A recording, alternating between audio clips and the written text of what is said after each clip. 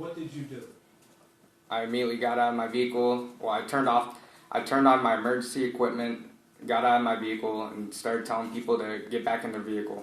Were you by yourself or with someone? I was not. I was with my partner, What's your partner's name? Officer Keith Englishby. Okay. And were you driving or were you the passenger? I was the passenger. Okay.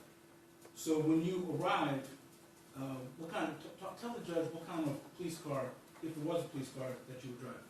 We were in a marked Explorer, Houston police on the sides with our lights on top. And what kind of car was it? What kind of vehicle? Ford Explorer. Okay, is it black and white that you said? Yes, sir. Okay. And how were you and your partner dressed that day? In uniform. Okay, like you were in court today? Not exactly, but I had my police, Houston police, and police on the back with my name on it. Okay, with patches on the side, badge on the chest? That's correct. Gun belt? That's correct. Okay. And so it was clear, it was what you go to work with every day, is that correct? That's correct. Okay. So you got out of the vehicle, and what did you do? I immediately started telling people to get back inside their vehicles, making sure we took control of the scene. And were you able to control the scene? At the moment, we walked up to that individual and they told us, I'm sheriff's deputy, and that's when the vehicle took off. Okay, let's back up a little bit. You said you walked up to an individual. Yes, sir. Can you tell us a little bit more about the individual? How was that individual dressed? I'm not concerned with what he was saying to you, but what happened? Okay, so the individual was dressed, I believe, in a black t-shirt with long pants and a gun on the side, holstered. Okay, and did he not tell me what he said, but did he address you in any way? After I yelled at him the second time. Okay, and was there any vehicle in his proximity? Yes, there's a white pickup truck and a white Jeep Cherokee. Okay, and once you got there, what did you observe the Cherokee, the white Jeep Cherokee to do? Accelerated at a high rate of speed onto the front lawn of a neighbor's residence, and then continued westbound onto Ivy Wall Drive. Was that a dangerous maneuver? Yes, it was. Was that a lawful maneuver? No, it wasn't. Okay, and what did you do as a result of seeing that? I immediately ran back towards my vehicle, told my partner, and then we tried to follow the vehicle. Prior to you getting back into your vehicle and giving chase, there were other people out there, is that correct? That's correct. Was anybody on the lawn of that residence when the vehicle? I don't recall. Okay, but that would be a hazard. Yes. Okay, so you got back into your vehicle and you gave chase. Yes, sir. Were you able to make a stop on that vehicle? I was not. We lost visual. Okay. Did you radio other units? I did. I let dispatch know that there was a vehicle fleeing the scene with a tiger. Okay. And how close did you get when you approached and you saw the individual with the gun behind the vehicle, the white Cherokee? How close did you get to the Cherokee? I was. Let me ask you this way. Okay. You see where you are and where I am. Yes. Were you as close as I am to you right now? I don't recall. Okay. Well, let's. Do you know if you were further or farther away from me? I was closer. You were closer to the vehicle than I am to you right now. Yes. Okay. I'm gonna walk towards you. When I get to where you think that the vehicle was in relation to you on May 9th, 2021, you let us know, okay? Okay. Okay. You stop there. Right here? Yeah. Okay, so about 12, 15 feet? Yes. Okay. Now, when you guys arrived, prior to getting out of the car, you said your lights were on. Yes, sir. I activated them. Okay. And what time of day was this? It was around dusk. Dusk. Around 8 o'clock. Okay. And so your lights were, when you activate those lights, which lights on your car come on with the switch that you flick? The switch, I pushed it all the way to the end. It will activate both the front and the back. So which lights were lit that night? The front and back. Okay. And what is the purpose of you hitting those lights? It's to show that the police are here, to show presence. Okay. And what was the purpose of you getting out of the car? It's so I can start controlling the scene. My partner was on the PA system telling everyone to get in the vehicle. Okay. Okay. May I approach you? Were you able to observe some videos regarding the scene that night? I was. Were you able to observe? I want to show you a video. State's Exhibit 1.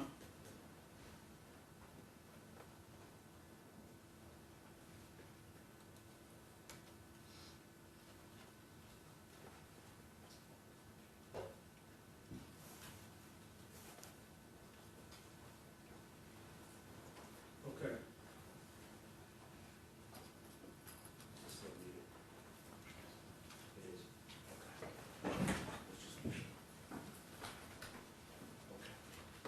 Judge, I would ask you to notice of the court one last time, so this witness can show you where he was in that video. I'm not sure, because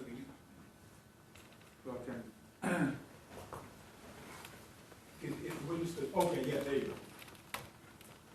Well, that's all they want you to Well, point Judge, out if you here. could come down. I can. Okay. So let me play this. Okay.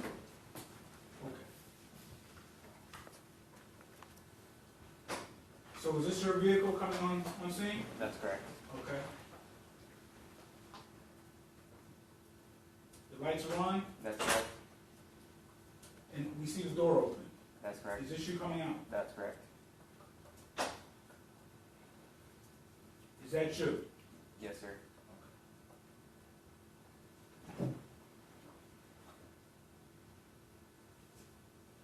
Because we just saw the vehicle pull away.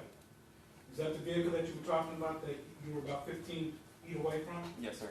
Okay, is that the vehicle that you gave chase to? Yes, sir. Is that the same vehicle that drove across the lawn of the property next to that driveway? Yes, sir. Thank you. You can have a seat.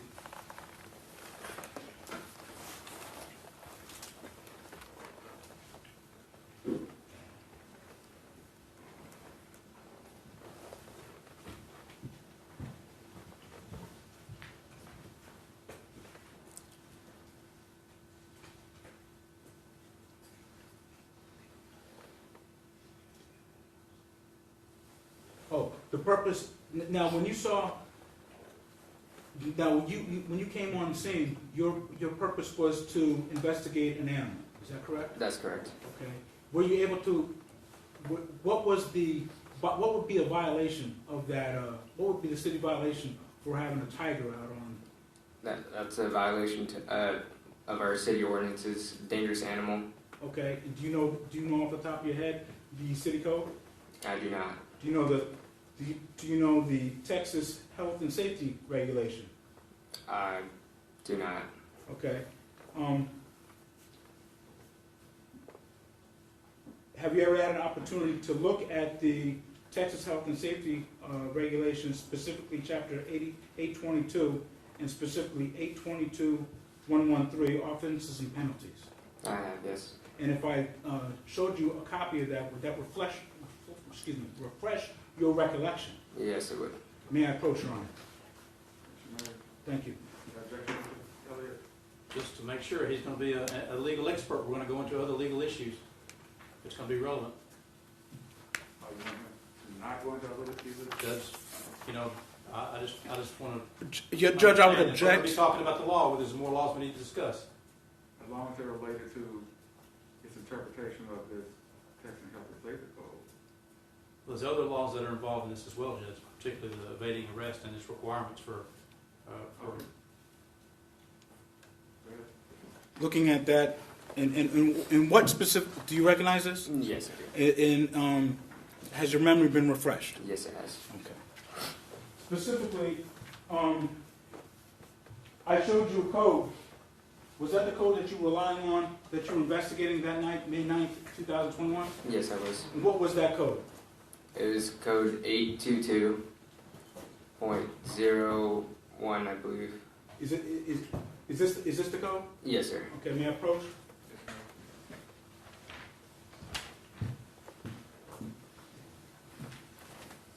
Can you take a look at that for me?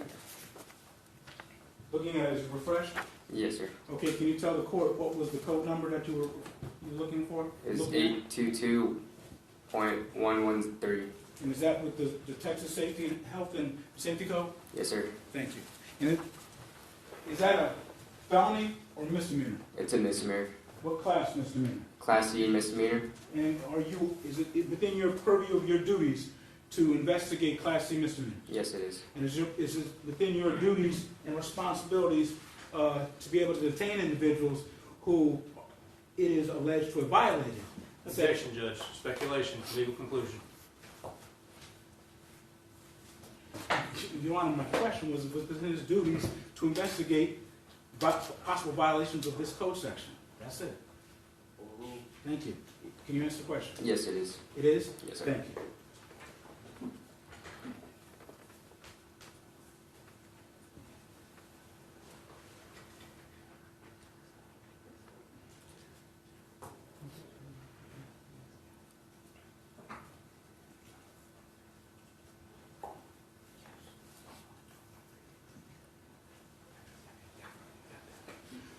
Pass the witness, Your Honor.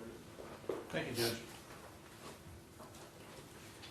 Officer Nguyen, first off, I've been provided a supplement that's 2 pages, but really it's almost just one. Is this the entirety of your supplement? Yes, sir. All right, and does this contain everything that's relevant in your mind to this particular case? Yes, sir. All right. So when you arrived at the scene on May the 9th, 2021, it was about 8 o'clock, is that what I'm understanding? Give or take? Yes, sir. And you said that was dusk, right? Yes, sir. Kind of a little bit of a hard time to kind of see, kind of in between daylight and dark. Yes, sir. All right. And can you tell me what, I want to know, what did you hear? There was another guy there you described with a gun, right? Yes, sir. That's where you were looking at because he had a gun, right? You were talking to him. Yes, sir. Okay. Did you hear him say anything to anyone else? Or were you just having a discussion between you and him? You understand what I'm saying? Was he having a conversation somewhere else you were listening to, or was it just a conversation between you and this guy? He was talking to someone else. Okay, and what did you hear him tell someone else? He told the driver of the Jeep Cherokee to pull up down the driveway. Okay, what else did he tell him? Then he looked at me and told me he's a sheriff deputy. Okay, but let's talk one thing at a time. Okay. I want to know what this person with the gun Okay. told the driver in the Jeep Cherokee. I want to know very exactly what did he say. Objection, Your Honor, calls for hearsay. That's true, but the witness, he's here, Exactly. and he can be called back to Correct. correct any testimony there. Well, that would be impeachment. That would be impeachment, Your Honor, and that would be improper for this witness. Mr. Elliott, what do you have to say about that? Judge, it's already been testified to, number one, and number two, it is impeachment, and we're going to get the version of what he heard, what observations he was making at the time. He's already testified. The state elicited is what his observation at the time, and what he heard, his present sense impression. 803. And Your Honor, just so I'm clear, none of my questions, in fact, I was clear not to have him tell me anything or tell the court anything that this person said to him, what he observed and what he did as a result. So, Mr. Elliott, find it ruled.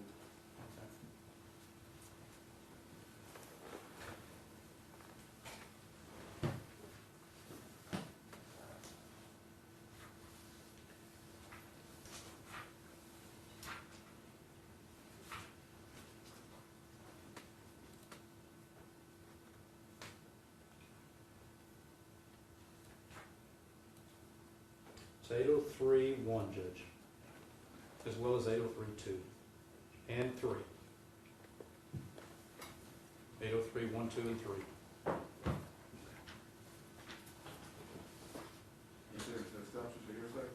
Yes, Judge.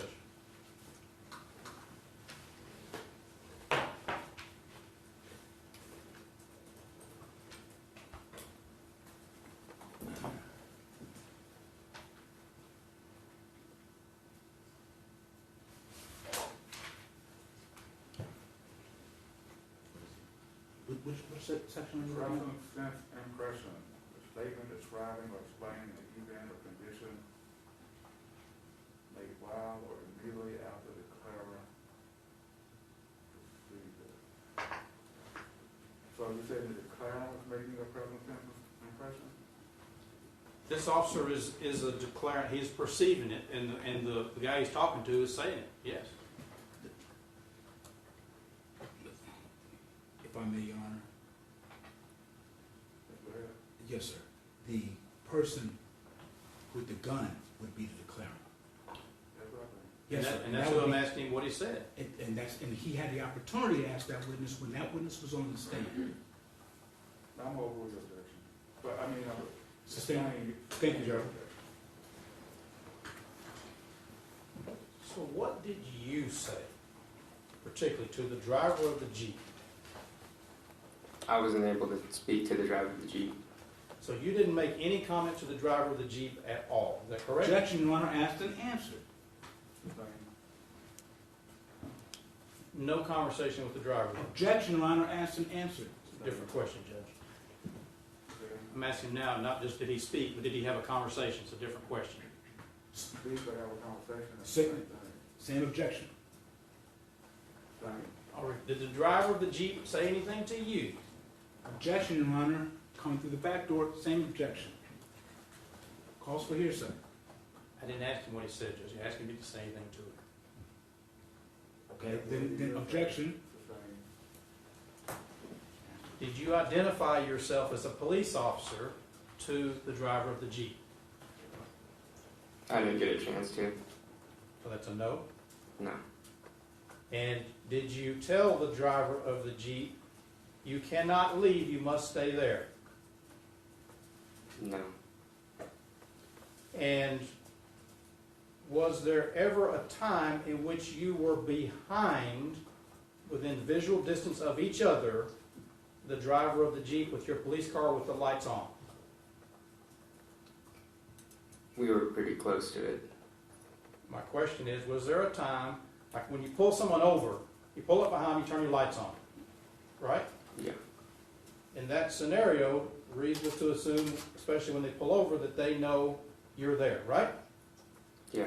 Because you're somewhere else, you get behind them, turn your lights on, right? Yeah. That didn't happen in this situation, correct? That's correct. And so you're at the scene with the lights are on, is that correct? That's correct. And is that for, what purpose are the lights on for? To show presence that police are there. Okay? And you're there, right? That's correct. And did you tell anyone you are not free to leave, you cannot leave? Did you tell that to anyone? Objection to relevance to whether he took what he spoke to anybody else. We are here for the evading of this defendant. Overruled. Answer the question. Can you repeat the question? Did you tell anyone at the scene, including the defendant, you are not free to leave? No. And you didn't have the scenario like when you pull somebody over where you get behind them and turn your lights on. That didn't exist either, right? That's correct. And once the defendant left, had he already turned before you got in your car and started following him? Otherwise, was there, once you got in your car, was there a line of sight between you and the defendant's vehicle where your lights were on while you were traveling and he was traveling on the same road? There was first but second. On this first video, Yes, sir. can we watch the video, Judge? Sure.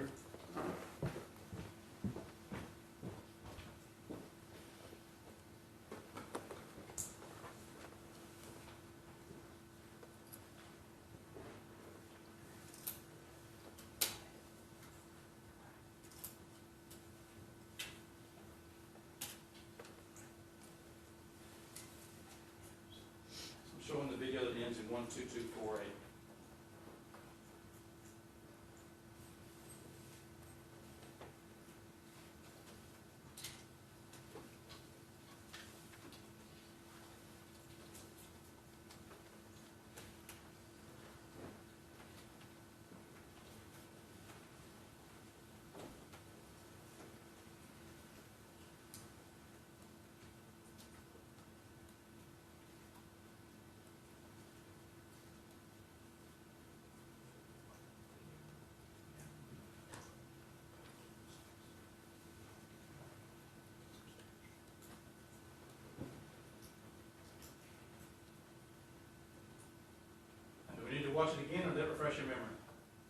That refresh my memory. And I'll ask you again, is there a time, let's first talk about what street is this on? Ivy Wall Drive. Was there a time on Ivy Wall Drive in which you were driving in the police car with your lights on, in which the defendant was in visual distance in front of you going the same direction? Objection, Your Honor, calls for speculation of what being in visual, a distance from this defendant. Overruled. Yes, sir. Can you repeat the question? Sure. Was there a time on Ivy Drive, what's the name of the street again? Ivy Wall Drive. Ivy Wall Drive, in which you were in your police car traveling, which direction were you traveling? We're going westbound. Westbound, in which the defendant, while you were in your car traveling, also was going westbound in line of sight of you and your vehicle. Both of you traveling at the same time. No. So you were wrong when you first answered the question. I'm not suggesting in any way that you did that intentionally. I'm not suggesting that. Okay. After we went and looked at this, when you first said for a split second, it turns out after we watched the video, now you know that's not the case. Is that correct? That's correct. Okay. So there's no time in which you're following with the lights on, both of you driving in the westbound direction. Is that correct? That's correct. All right. Which way did the defendant's vehicle turn? Turn north onto River Lace or River Place. Okay. And you are approximately how many seconds behind? I don't recall. Some time had to elapse because some vehicles had to get out of your way or something? Yes, sir. All right. So once you turned north, did you see the defendant's vehicle at that point in time, or had it already turned onto the next street? We observed the defendant's vehicle turn right. Okay. And had it already turned? Was it turning? I mean, we're talking about one block, right? It was in the process of turning. And how many blocks? It's 2 blocks, or I don't recall. Okay. Isn't it the next street over? No, it's 2 streets over. Okay.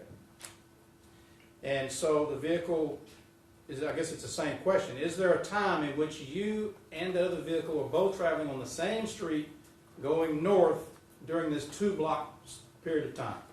No. Okay. Then the vehicle turned which direction? I don't know. That's when we lost visual. Okay. So the next street, have you watched the next video? Yes, we have. Okay. May I approach the exhibit again and play it, Judge?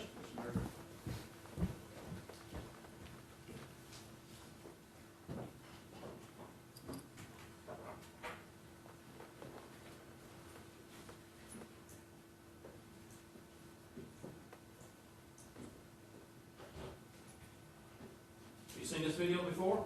Yes, I have. What street is this? This is Fleetwood Place. Okay, so this is the street that you had lost sight of the vehicle, so you didn't even know this vehicle went down the street, is that fair? That's correct. And which direction, as the camera's looking, which direction are we looking? We're looking north. And so you never followed the defendant's vehicle on this street, or at any time in which he was on the same street as you were, is that correct? That's correct. So would it be fair to state that you never, while traveling north on what street? Fleetwood. Fleetwood, you were never behind the vehicle with your lights on that street either? That's correct. So then, on the three streets that we've discussed, at no time were you ever behind the defendant going the same direction as him with your lights on following him. Is that correct? That's correct. And you never told him you were not free to leave the scene. Is that correct? That's correct. And did you hear anyone else tell him you were not free to leave the scene in your hearing? Objection, Your Honor, calls for hearsay.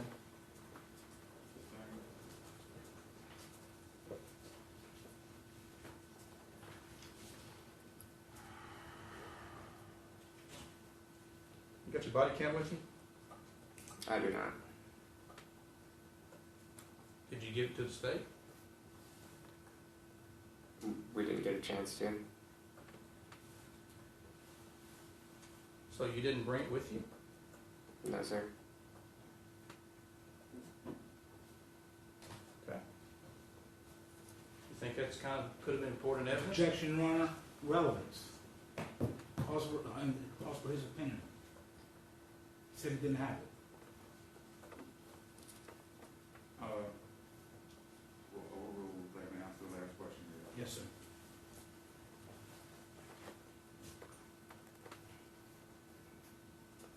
Can you repeat the question? That's pretty important evidence, isn't it? Yes, it is. Matter of fact, it's mandated by your department that you use them, right? In this situation of Code 2? Yes, sir.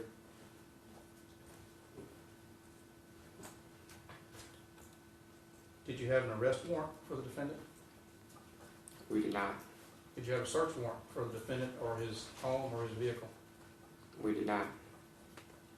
Did you witness any felonies in your presence or view? We did not. Did you witness any breaches of the peace in your presence or your view? Yes, we did. And what breach of the peace do you think you witnessed? When he accelerated at a high rate of speed over someone else's line. And what offense would that be? That's accelerating at a high excessive speed. A Class C misdemeanor? Is that what we're talking about? Yes, sir. Exhibition of acceleration or something? Yes, sir. That has to be on a public roadway, right? That's correct. And this wasn't on a public roadway, was it? No, it was not. So then that's not an offense, is it? Objection, Your Honor. Cause of speculation. So then that's not an offense in your presence or view, is it? It's not. And so then you had no offense within your presence or view of any kind.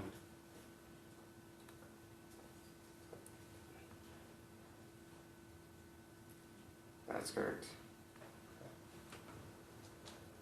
All right, I'll pass the witness. Now, officer, you don't have to, when you are investigating a crime or an allegation of a crime, you don't always end up making arrests, is that correct? Objection to correct. leading, Judge, irrelevance. He's already answered the question. The legal question's already been answered. That's correct. Okay. And some of your duties are to, when you get a call, you respond to the scene to do what? To investigate if there's a crime. In this case, on May 9th, 2021, at that location with the vehicle, when you observed the white Jeep Cherokee, what were your intentions towards that vehicle and the occupants of that vehicle? Objection to relevance, Judge. Legally, it doesn't matter. He's already testified. Objection, No- Your Honor, to the talking objection. Objection, relevance. Thank you. What was your intent toward the white Grand Cherokee that was there that day, May 9th, 2021? Is this before the acceleration or after? We'll take the first part, before the acceleration. We had no idea, we didn't know anything about that vehicle. We were just more there for keeping everyone safe. And what was the reason for your initial call? What was the purpose of the call? Dangerous animal. Were you ever able to investigate anything dealing with an animal that day? We were not.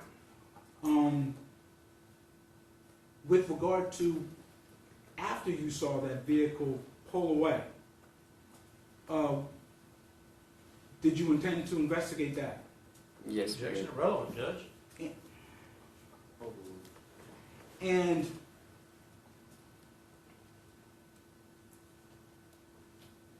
did you have information based upon your investigation prior to taking off and chasing that vehicle that a tiger or animal had anything to do with that vehicle? Objection to leading. Yes, sir. Yes, sir. Did you have any reason to believe that the Jeep Cherokee had anything to do with your initial call that you were responding to? Objection leading. How was that leading? Doesn't suggest an answer. Right. Yes, sir. Yes, we did. You did what? Yes. Objection, Judge. There was not a question even there. Okay. Okay.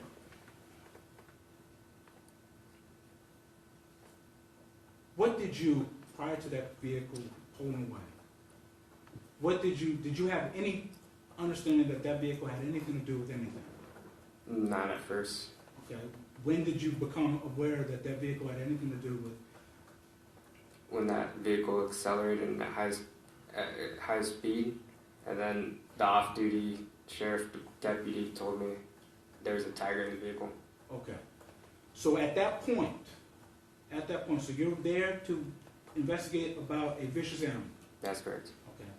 And then you observe the vehicle, you get information that the vehicle is involved somewhere, maybe, I don't know, with the tiger, with a vicious animal. That's correct. And then you initiate your chase, is that correct? That's correct. Okay. So tell the judge specifically, what are your intentions of stopping that vehicle and investigating? Our intentions was to investigate why there was a tiger in the vehicle. We were intending to investigate the dangerous animal, but we weren't able to stop the vehicle in time Because why? because the vehicle accelerated and fled the scene. Thank you, I have nothing further. Well, this fleeing of the scene, nobody told him he couldn't leave, did they? In your presence? Because you sure didn't.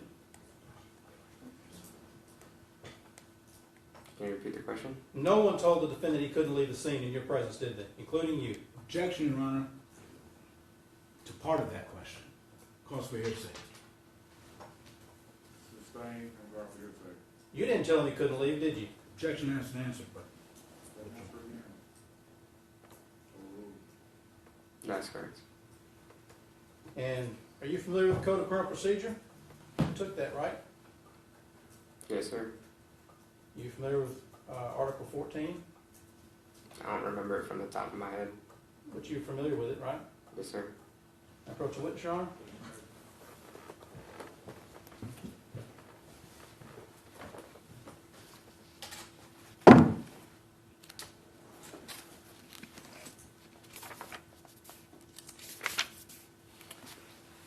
Showing you Article 1401, 1402, and 1403. I ask if you can find anywhere in there any legal authorization under the fact scenario that you've described for us to detain the defendant.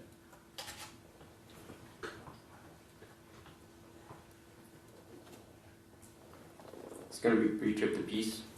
I'm sorry? Breach of the peace. Okay, now this, if you ever aware of any case law that supported a breach of the peace being at someone's own house? objection, Your Honor, I'm presuming beyond the scope of this defendant. I'll rephrase it, Judge. Tell us what breach of the peace you observed, because you were the one trying to make the stop, right? That's correct. What breach of the peace did you observe? Dangerous driving. On private property, right? And after, Okay, now you testified a minute ago that the driving, accelerating was on private property, right? that's correct. No traffic violation, right? Isn't that That's what you correct. testified to a minute ago? That's correct. Okay.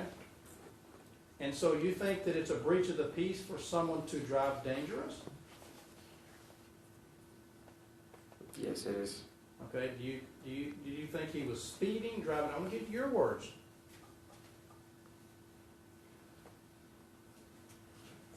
He was speeding. Okay, so you think speeding is a breach of the peace? That's correct. That's what it And says right here. And so that is your sole basis then for trying to detain the defendant then? Is that what I'm understanding? No, that's not correct. Okay, well, did you see a tiger in his vehicle? We did not, but we had someone that is credible and reliable that told us there was a tiger in the vehicle. Okay, and had you had dealings with this individual before? Had not. So what did he tell you that made you believe that he was credible and reliable? That he was a sheriff deputy. And you think all sheriff deputies are credible and reliable? Objection, Your Honor, to relevance. You never met this gentleman before, is that correct? That's correct. And did you know if he was even a real police officer or not? Showed me his badge. Okay, does people have badges that are fake? Yeah.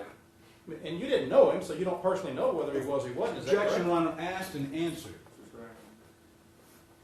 You never had a deal with this man ever in your life? Objection, Your Honor, asked and answered. Did you have anything to verify his veracity? I did not. You didn't see it yourself, right? That's correct.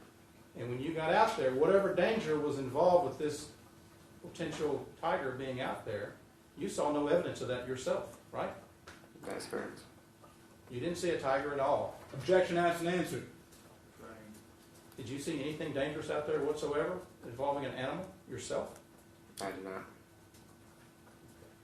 I pass a witness. Nothing further, Judge. Thank you, Mr. Williams. Witness, please. I'd like him to hold on, Judge. Thank you, Mr. Williams. Turn around.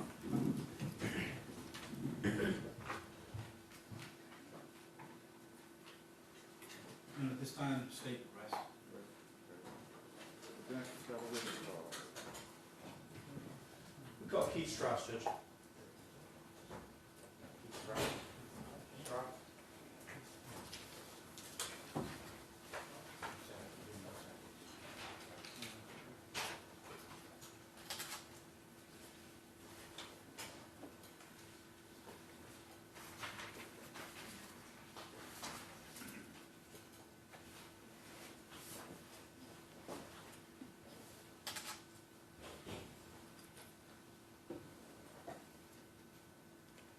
I believe you need to be sworn in.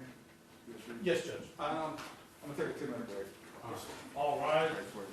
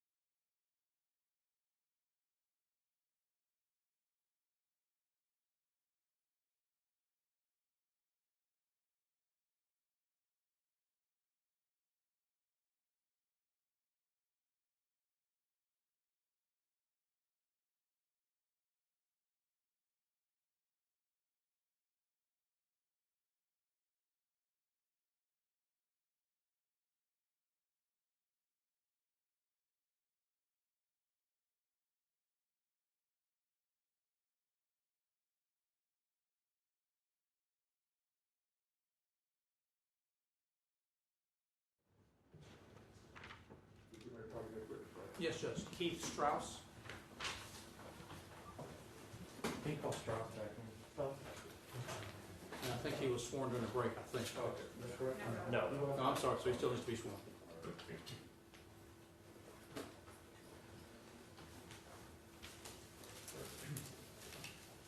Approach your card, raise your right hand, she's on swear.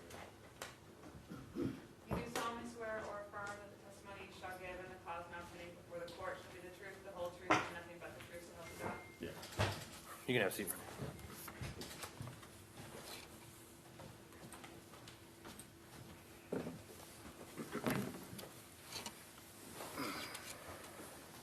Trying to take my mask off. Sure you can.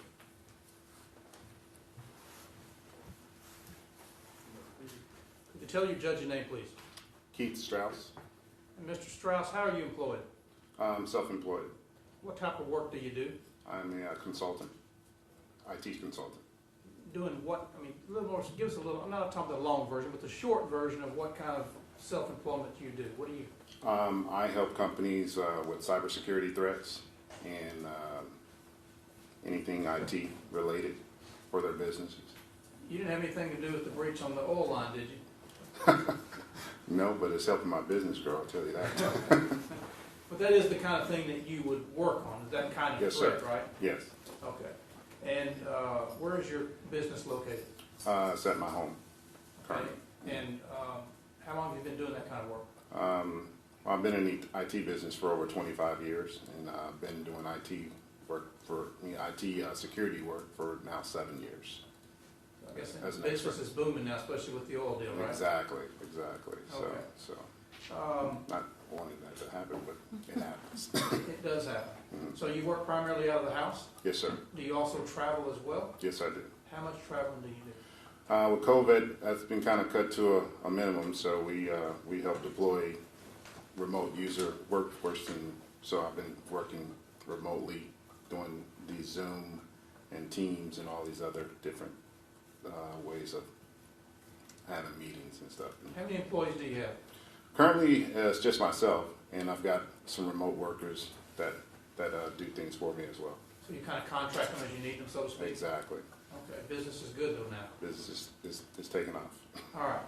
Sitting to my left, to your right, is a gentleman in a gray suit. Can you tell the judge his name?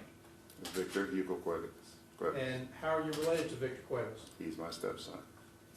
And you live with his mother? Me and his mom are together, yes. Okay. How long have y'all been together? Over 20, almost 20 years, Okay. And of course, you know why we're here today, right? of course. The judge is going to make a decision on whether he's going to revoke his bond or not. Exactly. So if the judge, of course, one of the options the judge has is to not revoke his bond and leave Victor on bond pending the trial of this case. You understand that, right?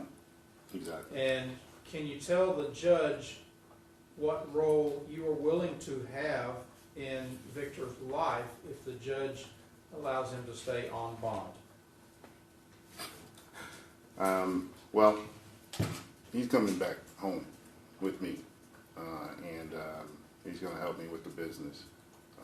He's got a lot of work to keep him busy with my organization because we've got, like you said, oil things happening. So I'll have him where I can see him 24/7, and he'll be with me, working for me and doing some things, along those lines. But I'll make sure I keep an eye on it, make sure that we don't have any of this nonsense going on again. Now, you said nonsense. That means not strictly following the court's rules, I would assume? Exactly. And you say 24/7. Do you literally mean 24/7 supervision? I'm not talking about when he goes to the Well, bathroom. he'll be under my roof, so yeah. I mean, as he can tell you, I'm always up and about in the house doing work. I mean, I work late, so he'll follow curfew like he's supposed to, and he'll get up and work, and whatever extracurricular activities that he has, I'll make sure that he's going there and back and doing what he's supposed to do. And if there is no extracurricular activities, then he'd be literally with you 24/7 then. Pretty much, But either in your house with you, no exceptions, no exceptions. or with you working Working. every day, all day long. Exactly, No exceptions as well. exactly. And if the judge gives rules that says, for example, no extracurricular activities, would you make sure and enforce that? Oh, of course, I have to, yeah. I mean, And do you, how active a role have you been in supervising, for lack of a better term, in Victor's life? Have you been active in it, or have you kind of been stepped back and a little bit removed from it up till now? I mean, when he was a kid, I mean, of course, I had an active role as rearing him as a father and stuff like that. But, you know, as he's gotten older, I mean, you know, he's doing what men do and, you know, doing his thing and everything. But just recently, I haven't been doing anything. I've been focused on my business and growing it. But now, I see like it has to be some changes, and I'm willing to make those changes. And you're willing to take personal supervision, Exactly. literally, if the judge says so, literally 24/7, other Yeah, than no, other than when he goes to the bathroom or Yeah, something. this is too much. Yeah, I'm gonna put the hammer down. It's time. Okay, and you're willing to do that? Yeah, I'm willing to do that. Yeah, and he knows. Victor knows me. So when I say I'm gonna do something, it gets done. And do you have any, when you have told Victor to do things specifically, and when you have had involvement directly with him, Mhm. does he listen to you? Yes, he does. And does he backtalk you or anything else? No, he's a good kid when it comes to that. You know, he does respect me, but when I tell him to do something, he knows when I mean business. And you are willing to step, you understand, this is gonna maybe fall a lot on your shoulders. Yeah, I understand. That's why I'm here today. That's why I'm And here today. you are willing to step up and tell this judge, I will make sure whatever you say, Yeah, no, I will do it. Yeah, I'm putting my word on the line. I mean, putting it all on the line here for Victor and for our family. You know? And, you know Mr. Patterson, right? Yes, sir. If Victor, for instance, does something he's not supposed to do, will you call Mr. Patterson and say, look, he's not listening to me? Well, in a heartbeat. And you wouldn't have any hesitation or inclination not to do that? No, Victor knows that too. So you're not gonna put up with any garbage from him? No. And you're willing to do this? Oh, yeah. Yeah. All right. Pass the witness, Judge. Thank you, Your Honor. Good afternoon, Mr. Strauss. My name is Christopher Barr. I represent the state in this case. Okay. You haven't spoken, is that correct? No, we haven't. Okay. I have a few questions for you. Okay. You said that you're willing to take the defendant back into your home if the judge is so inclined to make that an option. That is correct. Where do you live? I live in Lakes of Bellaterra. Where is that? It's in Richmond, Texas. So it's local. So it's local, yes. How long have you lived there? 12 years.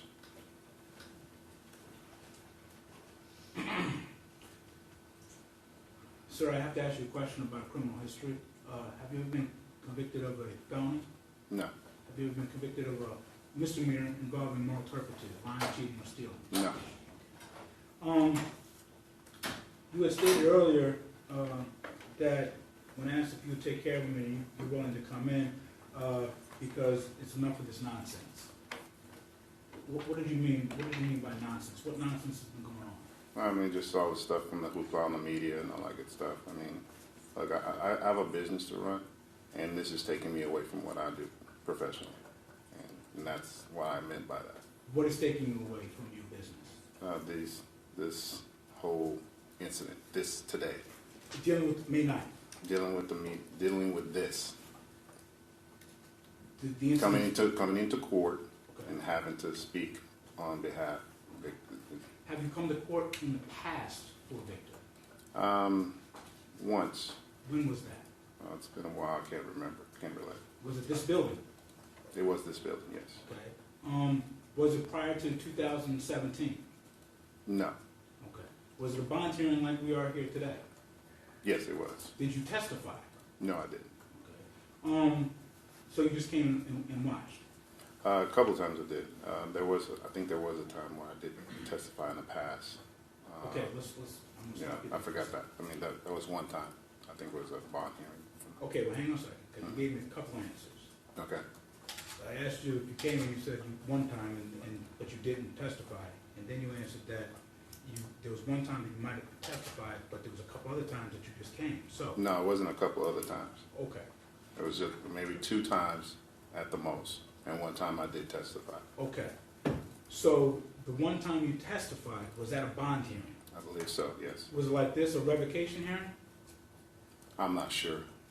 Do you remember what you testified to? Just for character purposes. Okay. And so you were asking the judge to either, what did you ask? Were you asking the judge not to put him in jail? Am I asking the judge to No, do no, that? no, in the time before. No. No, I wasn't asking the judge to do that. So it was That was up to my attorney. I mean, basically, I was just there for character references. character reference, but you testified. Yes, I did. Okay. And do you recall what year that was? I don't remember. Okay. Was that before Victor Cuevas was charged with the felony murder? Was it before? Yes, sir. It was because of that. It was because, so Yes. it's, okay. So 2017. Yeah. Were one of the times that you came and testified for him, was it for his revocations for evading? No. Do you know how many times he's been before the court for a violation of his bond? No, I can't recollect, to be honest with You can't? you. No. Did I you mean, know- I know that there's been several cases, but as far as, like I said, I'm just getting back into the fold. You know, I've been doing what I need to do to grow a business and stuff, and I let my wife handle all the other pertinence of this case. Okay, so, and you're close with your stepson, is that correct? Yes, I am. Okay, you're close with Victor? Yes. Okay, but you've been out of his life for a little bit? No, I mean, they'll fill me in on what's going on, but that's about it. I mean, I'm like, you good? You're home? Do you You're out? think- That's fine. Do you think that murder is a serious offense? Of course it is. Okay. Did you participate in his revocation hearing that occurred on January 26, 2018? Ask and answer, Judge. He didn't know. I'm not clear about it. Overruled. Thank you, Honor. Did you? I don't know the date. Well, I'm giving you the date. Okay, I don't know when it was or when I had a. Okay, well, I'm just gonna ask the questions and you can give me an answer, okay? Okay. Okay. So my question right now is, did you participate in the revocation hearing for Victor Cuevas on January 26, 2018? I don't remember. Okay. It's possible. Could be. I mean, I don't remember. I mean, Okay. Okay. Do you remember if you testified for Victor Cuevas in his revocation hearing on October 2nd, 2018? You don't know? You're asking me questions. I told you I don't remember. Okay. I told you I did it once, but I don't remember the dates. Well, do you know if that date, the one time you did testify, do you know if that was July 21st, 2020? Ask and answer, Judge. Well, okay. Are you aware that he had a revocation on November 18th, 2020? Objection of relevance, Judge. You've already ruled on that as well. Repeat the question, please. Is the witness aware that the defendant had a revocation hearing on November 18th, 2020? And my objection is relevant. You've already said you don't want to go back behind into old stuff. That's really all we're doing is rehashing old stuff. Overruled. Thank you. Are you aware? Am I aware that he's had these hearings? No, sir. Are you aware that he had a revocation hearing and was actually revoked on November 18th, 2020? Are you aware of that, sir? Yeah. What do you know about that? I don't know that much about it. I mean, Do you know that was because he was evading the police on a ATV, a four-wheeler? Do you know that? yes, I do know about that. Okay.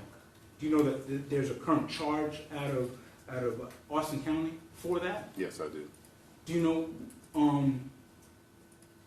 what he's here for today? Yes, I do know what he's here for. And that's evading again? Evading, yes. Okay. Now, but out of all those four, you said you came and testified for your stepson one time.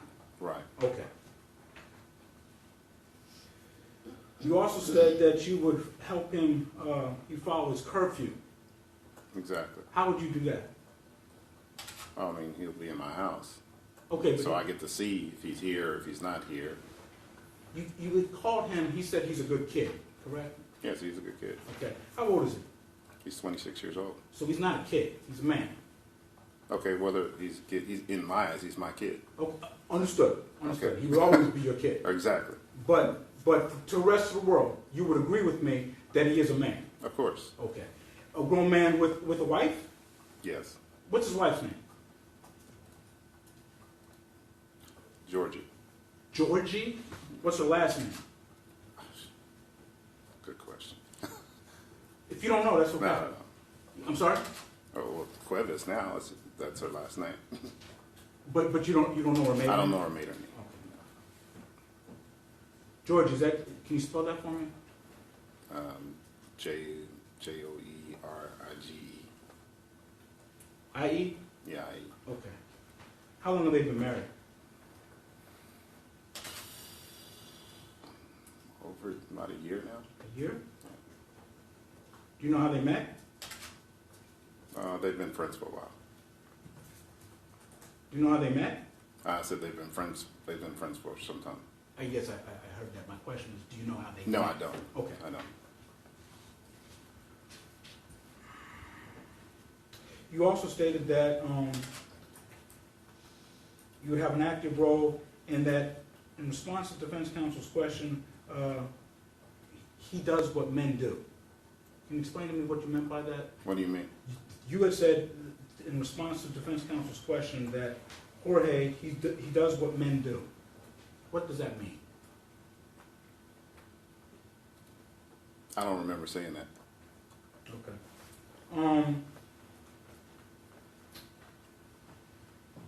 You stated earlier that you know Mr. Patterson. No, I know Mr. Patterson. We don't have a relationship or anything like that. Okay, well, I know who he is. okay, have you ever had a conversation with him prior? Not really. No? I mean, we maybe spoke in turn after that one hearing, the couple of hearings and stuff. Okay. So, have you ever given Mr. Patterson a call before?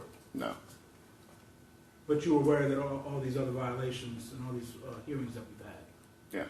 And you know that Mr. Patterson, and prior to today, you knew Mr. Patterson was the supervisor for your stepson? Yes. And you knew about all this mess that's been going on? Yeah. So. And Yeah. you never felt that you could call him and tell him what was going on, or where your stepson was? I mean, yeah. I could have called. I'm sorry? Yeah. Yeah, you could call him, or yeah, you Yeah, I did could call call him? him. Yeah. And what would you tell him? Tell him about what? Okay, I think I confused you with my question. I mean, your questions. I mean, they're not going anywhere. I mean, tell me. I mean, what do you want me to tell you? Well, I just want you to answer my questions. Okay. I apologize that they're not going anywhere. All right.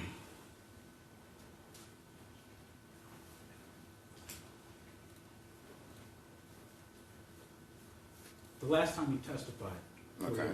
for your stepson Mhm. at a bond hearing, like what we are here, a Right. revocation hearing, Right. did you think that that was going to be the last time you testified? You would have to testify? Yeah. So you're surprised that you're back here again? Of course. Now, if the judge were inclined to allow Mr. Cuevas to come stay in your house, Mhm. you had talked about your consulting business. Mhm. Would you stay in the house would you work from home all the time? Well, I mean, at this time with COVID still, I Right. mean, we do video conferencing a lot with clients, and for the most part, yeah, we'll probably be in the house a lot. Okay, but that wasn't my question. You Okay. would stay in your house with the defendant the whole time? Not the whole time. I mean, I would actually bring him with me on a meeting sometimes. Sometimes. Yeah. If The times- he's not needed there, you know, I mean, he can stay home. You can stay home. Yeah. Who's watching him then? We have other people in the house. Who? Grandma. How old is my grandma? wife. How old is grandma? She's probably in her early 70s. Okay. Mhm. Who else? Brother-in-law. Okay, what does he do? He's self-employed. Okay, what does he do? I don't know. I mean, he has his own, he's working on a t-shirt business right now. Okay. Are you sure he works on a No, business? that's what he's telling me. He's working on a t-shirt business right now. But that's your brother-in-law? It's my brother-in-law. He lives in your house and you're not sure exactly how he makes money? Yeah, I know how he makes money. How does he make He's money? working on a t-shirt business right now. It's kind of a little side deal. Who else is in the house? My wife and my daughter. Okay. And how old is your daughter? She's 12. Well, 13. Okay. Why hasn't Mr. Cuevas stayed with you, or you brought this up, you used this avenue prior to this day, taking him in? He was with us prior to moving out a When? year ago, before he got married. When was that? That was about over a year ago. Okay, so that was after 2017. All right. So, I mean, he had his hang on a own. second. So, he had his bond revoked in January 26th of 2018. Was he living with you then? January 26th, 2018. I don't know, man. I mean, he's been with us, I mean, in 2018, yeah, Yes. I would probably say, yeah, he was there. Probably. Okay, so he was living with you when he was violating the terms of his bond? Yes?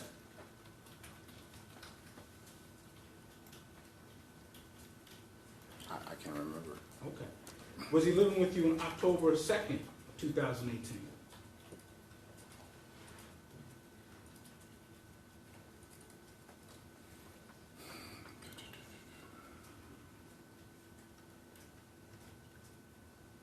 No.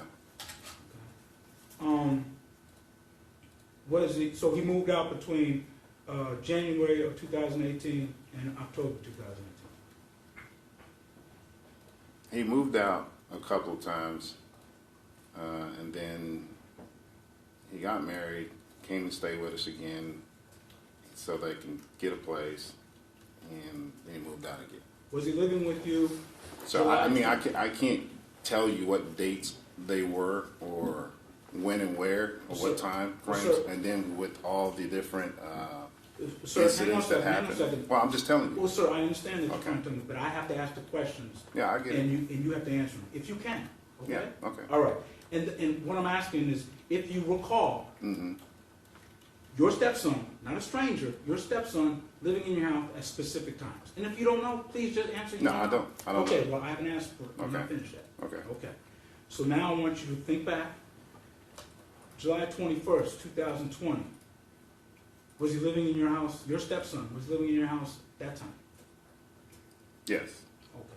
That's when he was revoked. Was he living in your house in November 18th, 2020? Was he living in your house then? Yes, he moved Okay. out then. So, according to you, at least these 4 dates that I gave you, he was living in your house at least 3 of those times. Right. Okay. And those 3 of those times, his terms of his bond were revoked while he was living with you. Why is it going to be different this time? Why is it going to be different this time? Yes, sir. Because I'm going to be on him. Why weren't you on him these 3 previous times? He's on bond for murder. Do you understand that? Yeah, I understand that. Do you think that being accused of taking another person's life is important, is serious? Of course it is. Okay. But you would agree with me that you didn't think it was serious enough to step in during any one of these bond revocation hearings when he was living with you, correct? I disagree. Okay. But you didn't do anything. I did something. What did you do? Mhm. What did you do? We had a talk. Okay. But clearly you would agree with me that the talk didn't work, at least one of those times, or at least twice, 2 of those times, right? Because he was violated two times out of the 3 times that you admitted that he was staying with you. So you agree those talks didn't work, right? I disagree. Okay. What are you gonna do different? What are you gonna tell the judge that you're gonna do this time, do different this time, that you failed to do these 3 other times?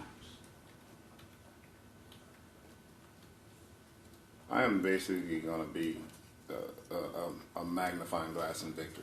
I mean, he will see me every minute of the day, you know, like a drill sergeant.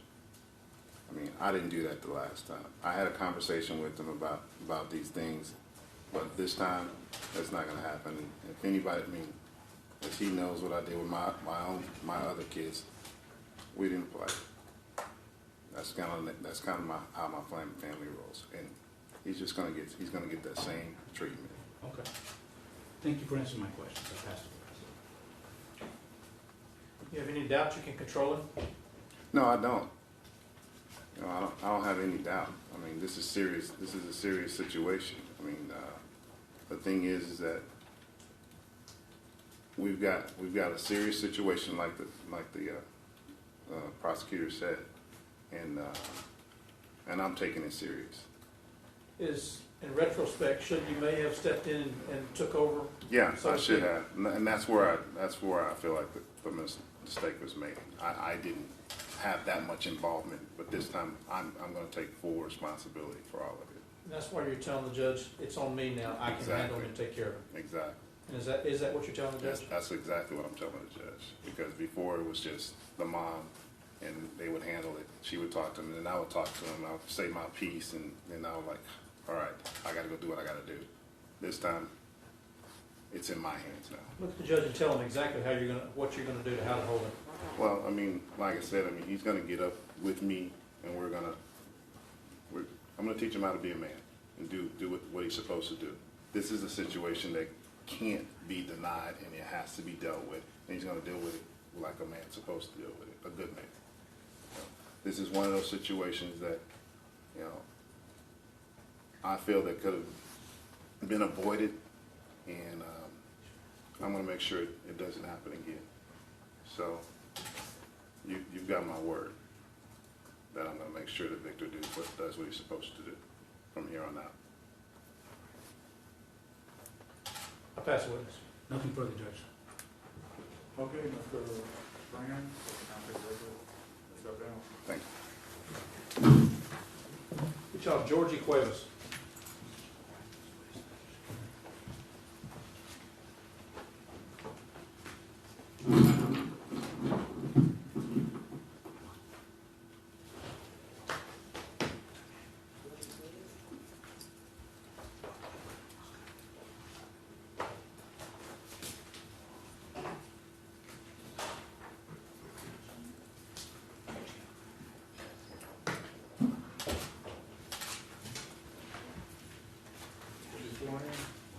Yes, Judge. Yes, Ms. Warren.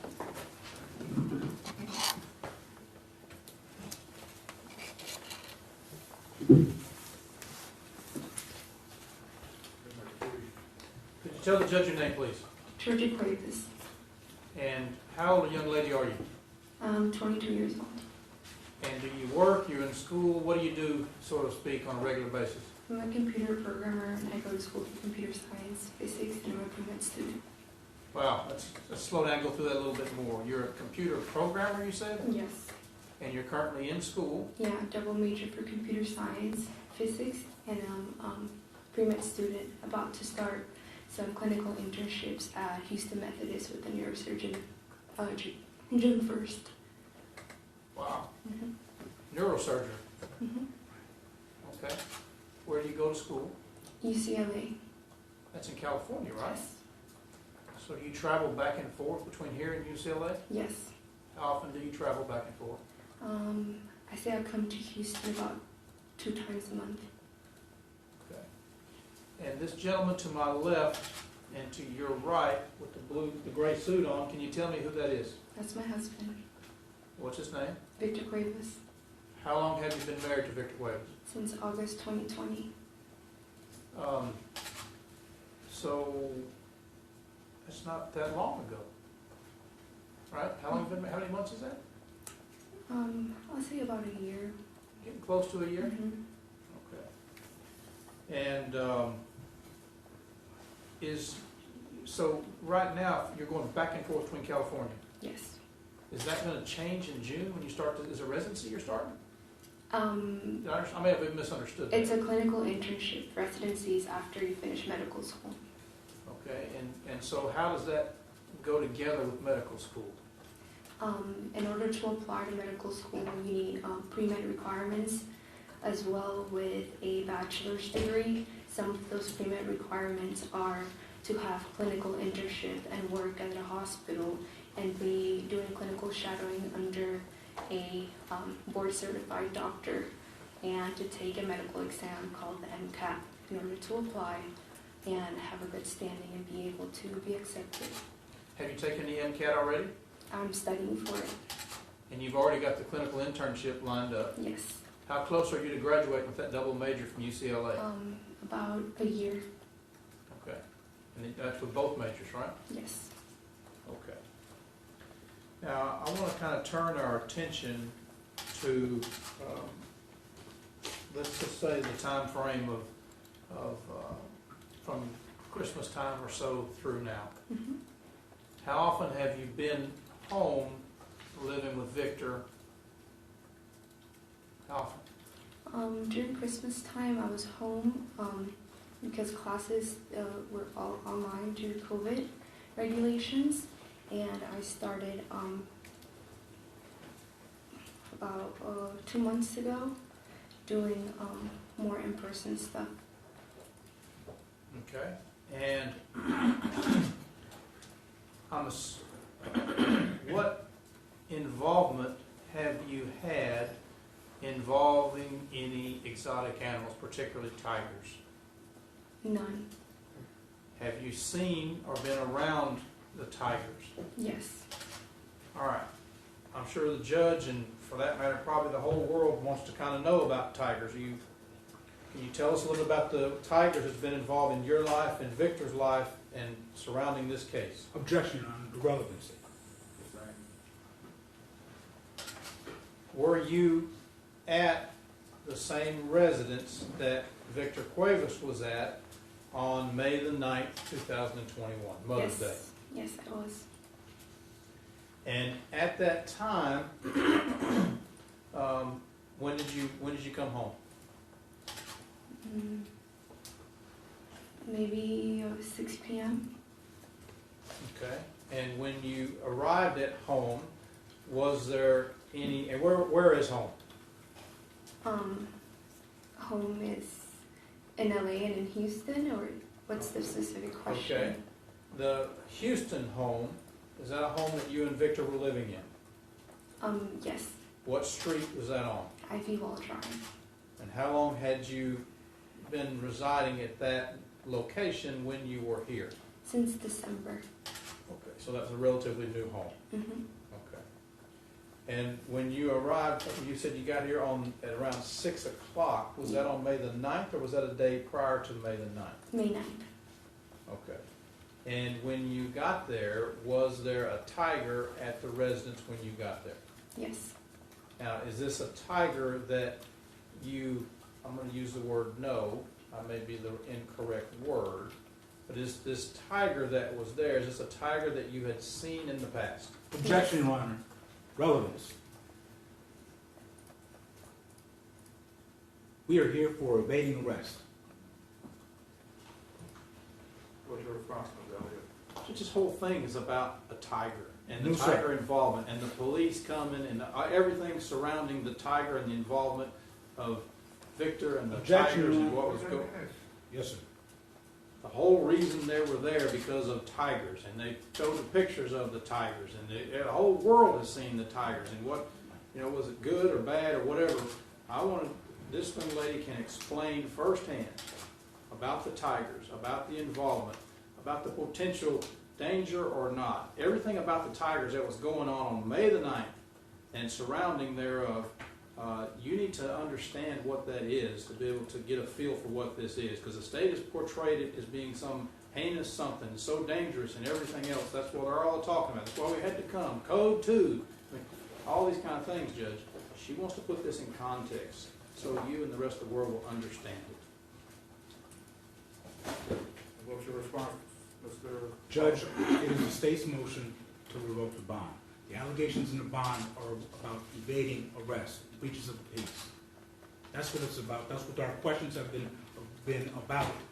We didn't make it about any tiger. Defense attorney maybe wants that to be what it's about, but that's not what it's about. And anything about the tiger and her knowledge of the tiger and how long she's known this tiger have nothing to do with whether this defendant violated the terms of his bond by evading those police officers. Sustain your objection. Thank you, sir.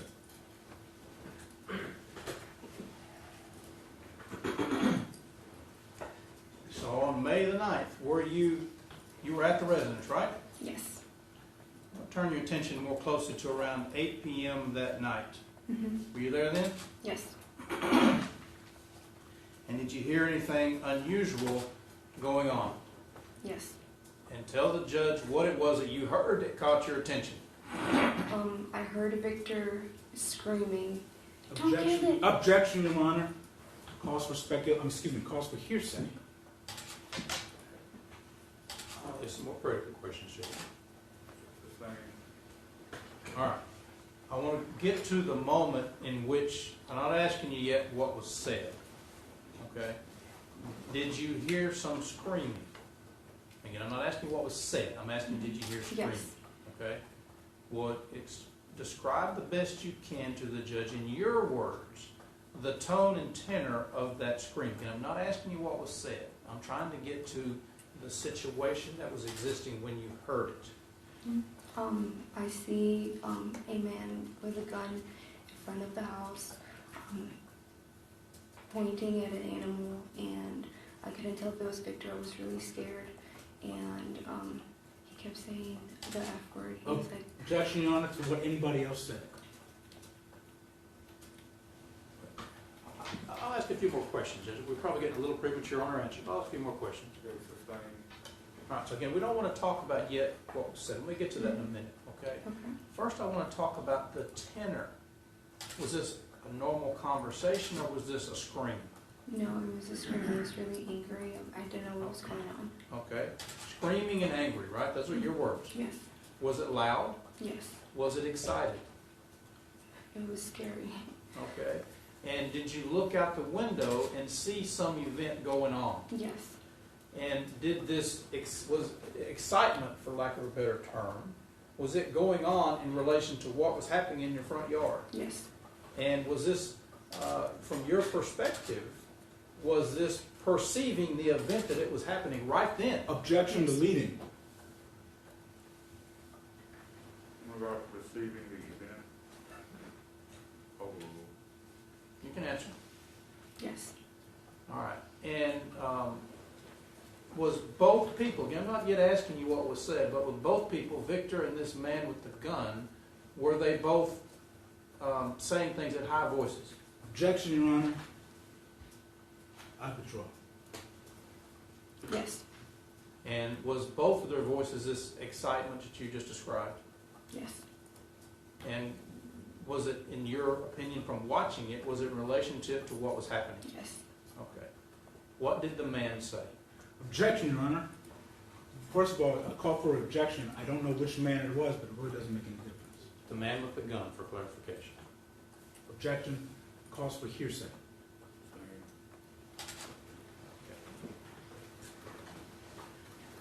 Did you get an occasion to look at the man with the Yes. gun? Do you recognize the man with the gun? No. Okay. Now I do. Okay. What happened next? After he finished grossing him out, he took the animal back inside, and he said, "I'm gonna Objection. put him in a place." Objection. She's eliciting hearsay. She's saying what somebody else said. And that's my objection. Hearsay. As far as to what someone has to say, Correct. I just hear her saying somebody took the animal back in the house. Is that hearsay? Well, what I heard is she said, and then I objected, she said, and I heard them say, and then I objected, because I presumed that's what Okay, was heard going them on. say, I would sustain the objection of hearsay. Thank you, sir. What did you see Victor do? Leave the house, and then I stayed behind. Hold on, so I want to break this down a little further, okay? From what you saw, your observations, not what people said, Mhm. was there anybody in danger in that front yard? No, Okay. And did the man with the gun, did he endanger anyone? Objection, Your Honor. Cause for speculation. This is her perception, she's watching it. I'm not asking what people said. That's not what he asked. The question was anybody else in danger? You can ask if she felt like she was in danger, but what everybody else perceived. Sustain your objection. Did you witness anyone being threatened in the front yard? no, All right. Did you witness anybody with a gun? yes, And who was the gun pointed at? the animal, and I couldn't tell if it was a Victor. Okay. And then what did you witness happen next? Victor was leaving the house. Okay, did you and Victor have a conversation? Yes, to put the animal Oh. to safety. Okay, and so what did you tell, I'm not asking what Victor said, what did you tell Victor to do? To go into his car To do what with the animal? to put him into safety. Okay, to put the animal to safety. Mhm. Now, was this Victor's animal? No. Whose animal was it, do you know? No, I don't know the name, but I know it's not Victor's. He was just his caretaker. Okay, he was caretaking. Mhm. Is this something that happens on occasion? On occasion, yes. Okay, and that's what was happening on this day? Yes. All right. So, was the plan for you to leave as well? No. Were you good? I was leaving because I was really scared and I wanted to get out of the situation. I didn't know this man with a gun in front of the house. I just wanted to leave. I had like a lot of anxiety and I was really scared.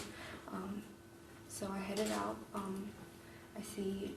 Objection, Your Honor. Non-responsive. Sustain. So you decided to leave, you were scared, Yes. and Victor, you told him to leave to get the animal to safety, Mhm. and that's what was happening, right? Yes.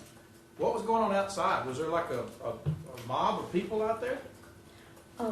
I was in front of Victor in my car, and I see the man with a gun behind him trying to block his way, and that's the only person I see, and I'm really scared. Did anybody approach you? Yes. After Victor had left, I stayed there, and he went to knock on my window really violently, and I was really scared, and I lowered down my window and I told him I was really scared to talk to him, and he smelled and seemed to be drunk out of his mind and furious. So I told him I didn't want to speak to him. He showed me his badge, and I said I wanted to speak to an officer in a suit because I didn't feel safe.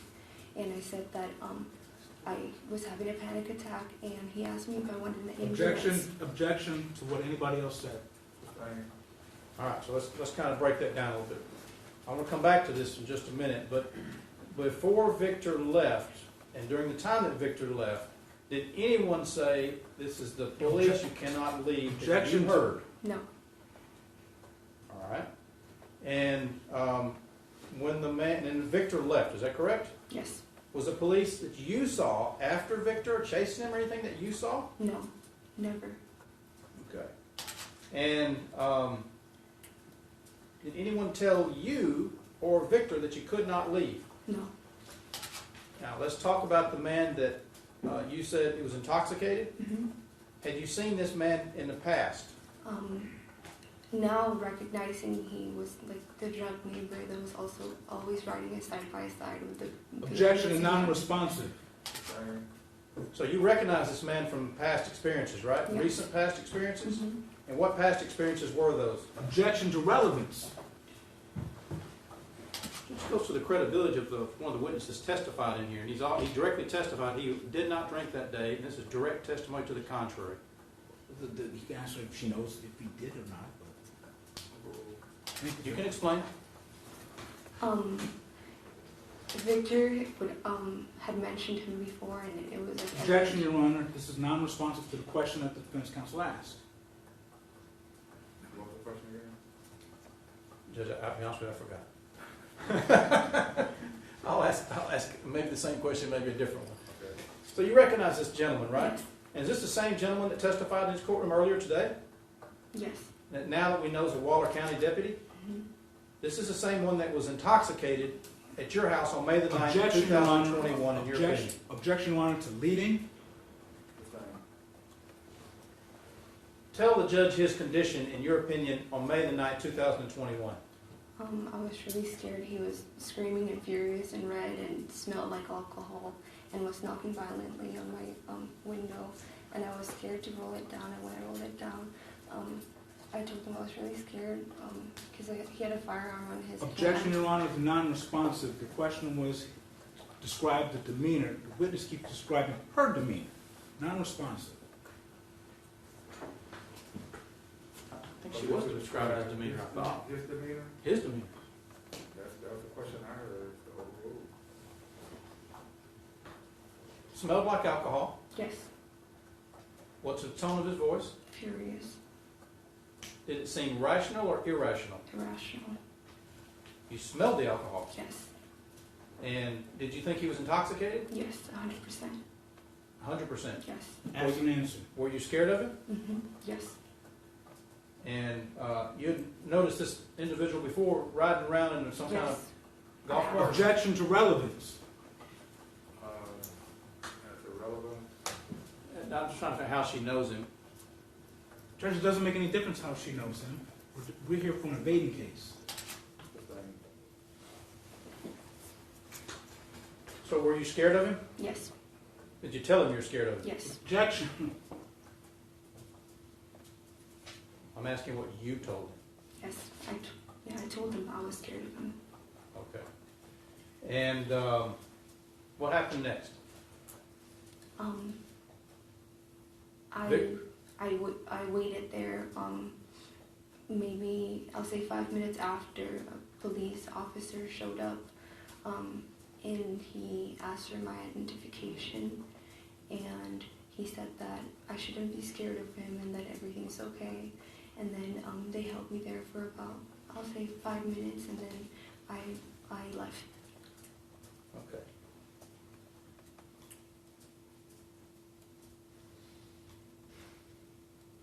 Just a moment, Judge.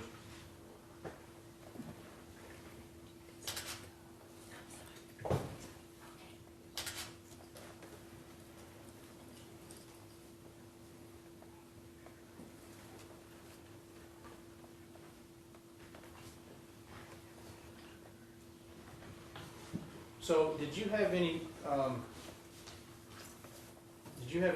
interaction with this tiger during the middle of all this commotion? Objection to relevance. Same. You know the judge has a good decision if he puts Victor on probation or not, right? Yes. Okay. If the judge, not probation, but leaves him on conditions of bond, if the judge orders him to do whatever it may be, curfew or whatever else, okay? Mhm. Will you help make sure that he abides by whatever those rules are? Absolutely. Okay.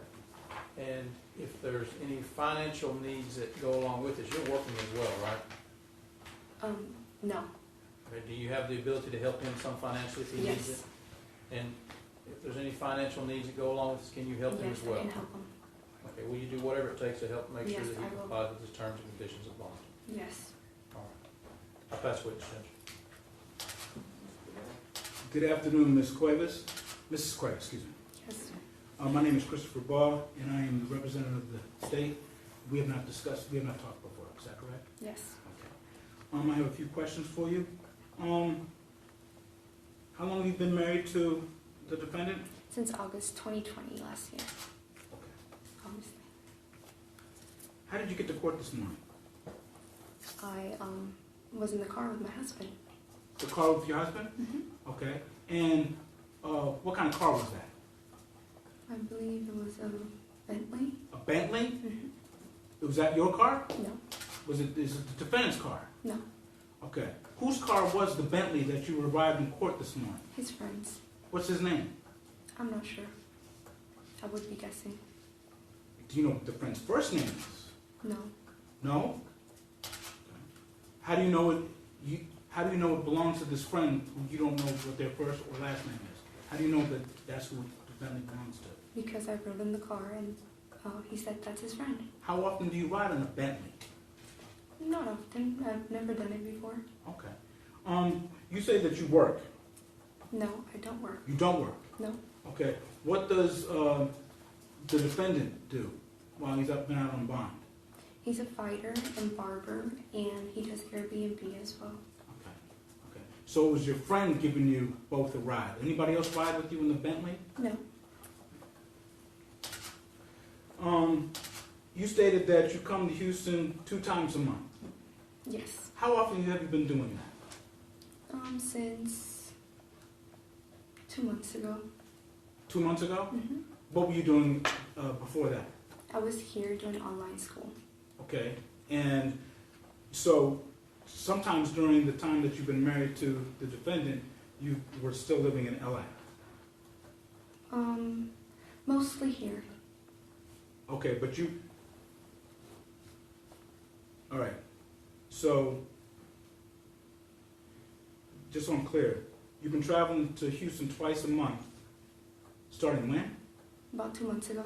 2 months ago. Mm-hmm. And then prior to that, you were always here. Mainly here. And where else were you? LA, taking care of matters. Okay. What matters are you taking care of in LA? School. School. Mm-hmm.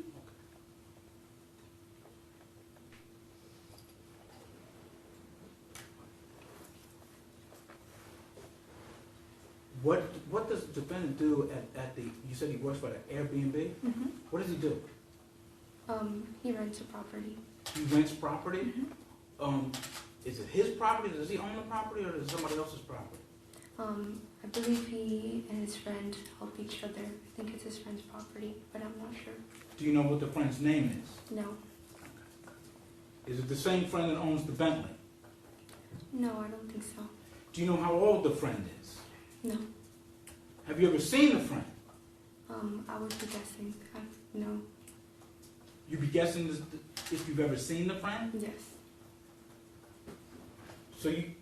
So if that friend walked into this courtroom today, you wouldn't be able to tell this court that's the person who owns the Bentley? If you want in today, then I would tell you that was the guy that drove us here today. I don't know who Okay. If he you don't does know, business with. I don't know who he works with. He doesn't share that with me. I don't think it's important. the defendant doesn't share that with you. I've never asked him. Okay.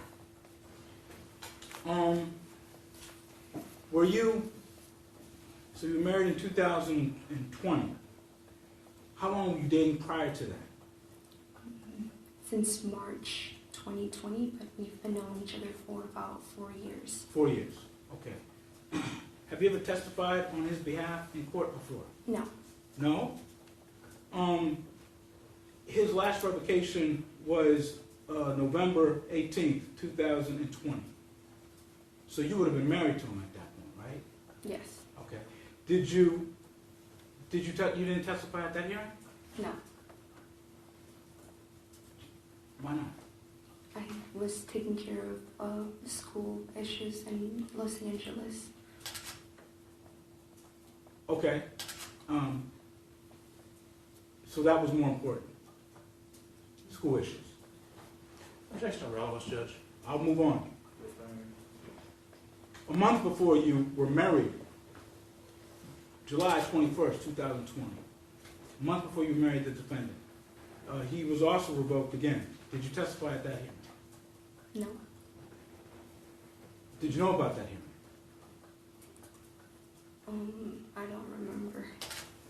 I really don't. Do you know what Mr. Cuevas is charged with? Yes. What is he charged with? Evading arrest Okay. Where? in Harris County. Anywhere else? I'm not sure. Would it surprise you that he has another charge of evading arrest out of Austin County, Texas? Would that surprise you? I don't know how to answer to that. Well, yes or no answer. Do you know about it?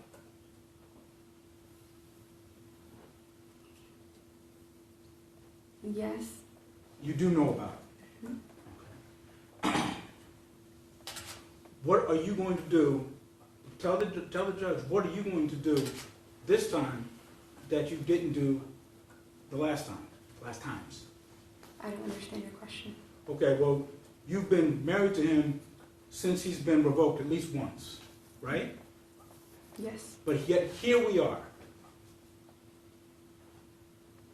So, my question is, what are you going to do differently this time that you failed to do the other times? I don't believe I failed to do anything. He didn't commit a crime. Okay. You don't think he committed a crime? I know he didn't because I was Okay. there. Okay. But you were there when he was evading the police officers in Sealy? No. Were you there when he evaded the police officers in Austin? Yes. Excuse me, in Houston? Yes. Now, you were interviewed by police officers that day, May 9th, 2020. 21, excuse me. I wouldn't say interviewed. You talked to them? Yes. Okay. And I'm talking about the people in uniform. Yes. Okay? And What's the relevance, Judge? Are you saying it's not relevant? I don't see any relevance, Judge. So the objection is relevance to what we're here for. Judge, I believe that she did testify that she talked to police officers when she was there, and I'm just trying to go into the things that they talked about during direct examination. Which counsel said was hearsay. You mean at the time of May 9th? Yes, Overruled. thank you.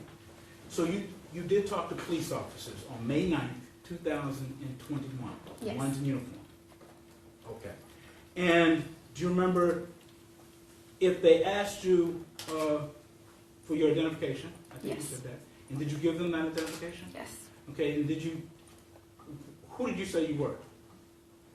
Objection of relevance, Judge. Do you remember? What do you mean? I have my ID in me. Okay.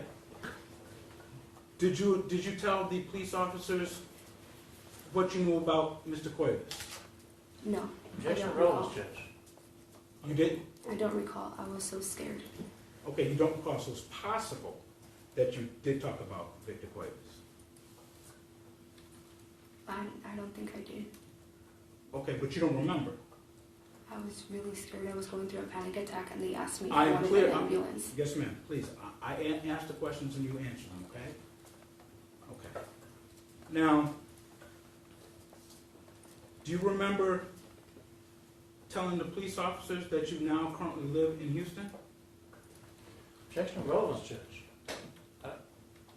What difference does it make where she lives? The same. Do you remember telling the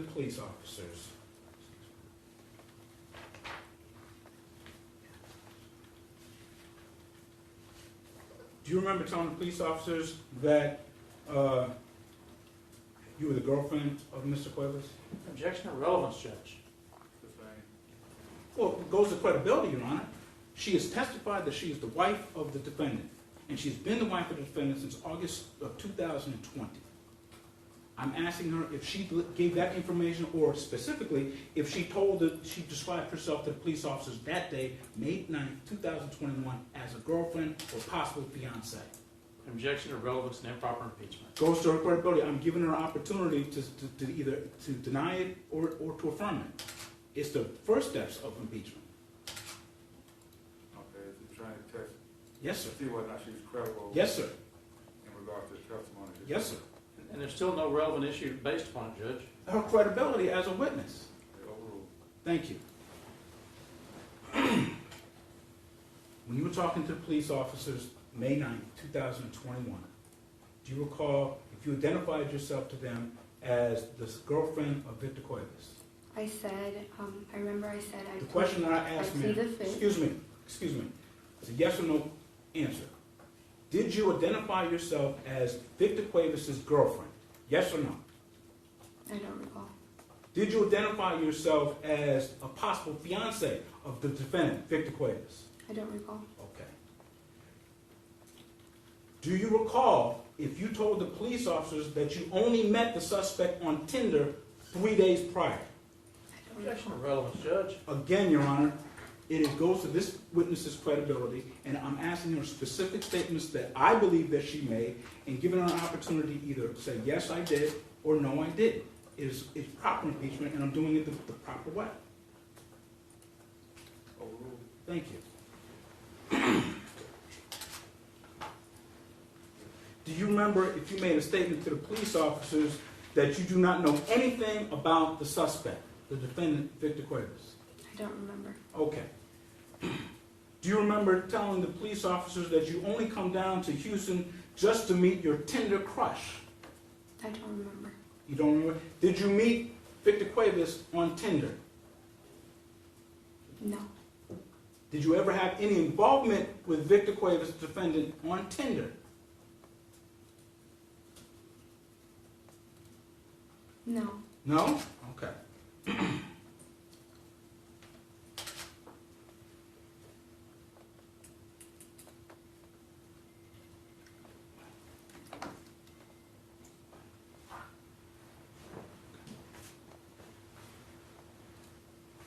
Do you understand? Oh.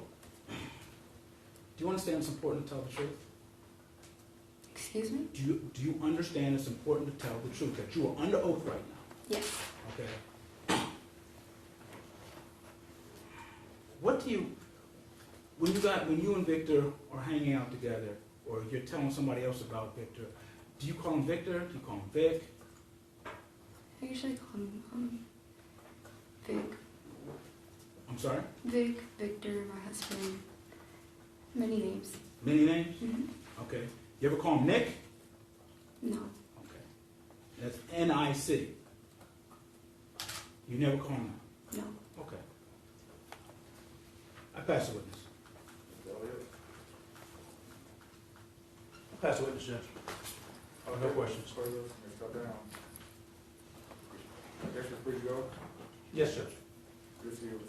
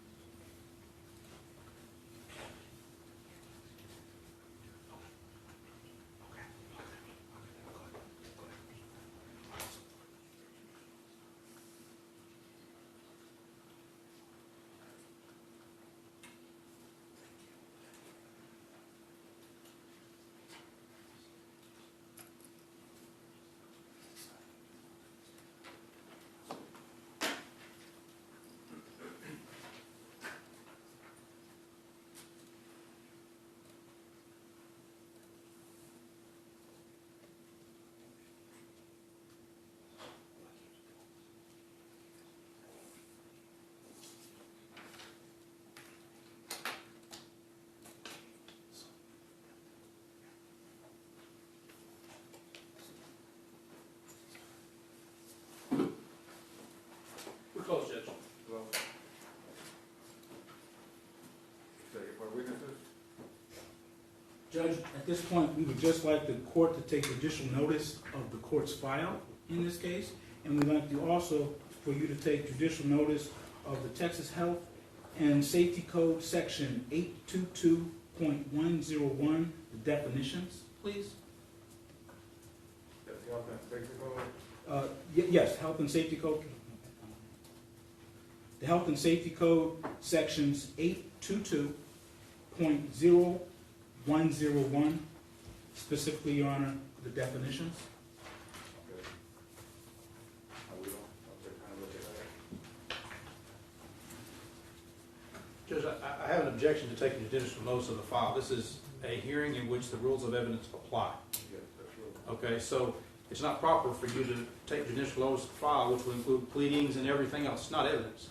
It's not legally before you. It's improper, and I object to you taking judicial notice of the file because it's not evidence. Again, It's not part of the file. I thought he was speaking of the state's motion to revoke bond. well, and that's fine too. That's just an allegation.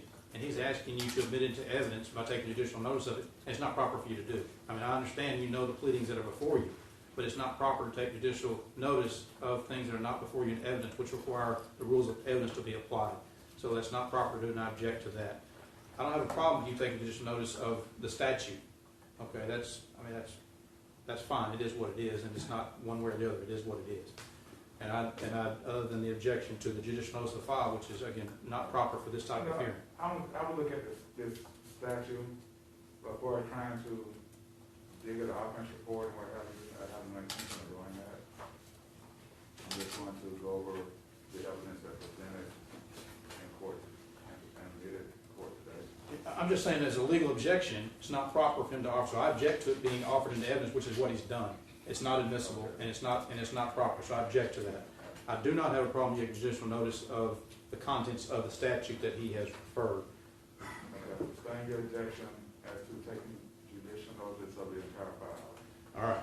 And I also ask you to take judicial notice of the evading arrest statute 3809, which of course has a component of lawful arrest and detain in it statutorily, as well as the requirements of Chapter 1401, 1403 of the Texas Code of Criminal Procedure, which are the exceptions to a warrant, which are non-existent in this particular case. Okay.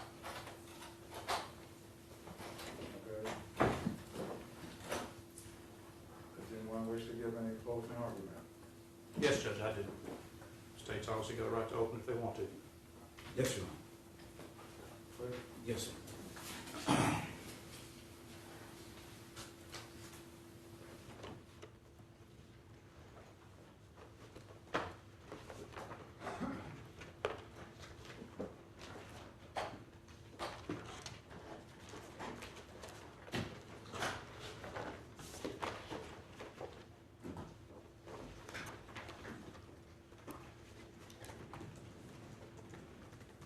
Judge, would you like me to stand? I haven't been before you. Do you want me to stand or remain seated? Or Most people saying. yes, sir. Thank you, sir.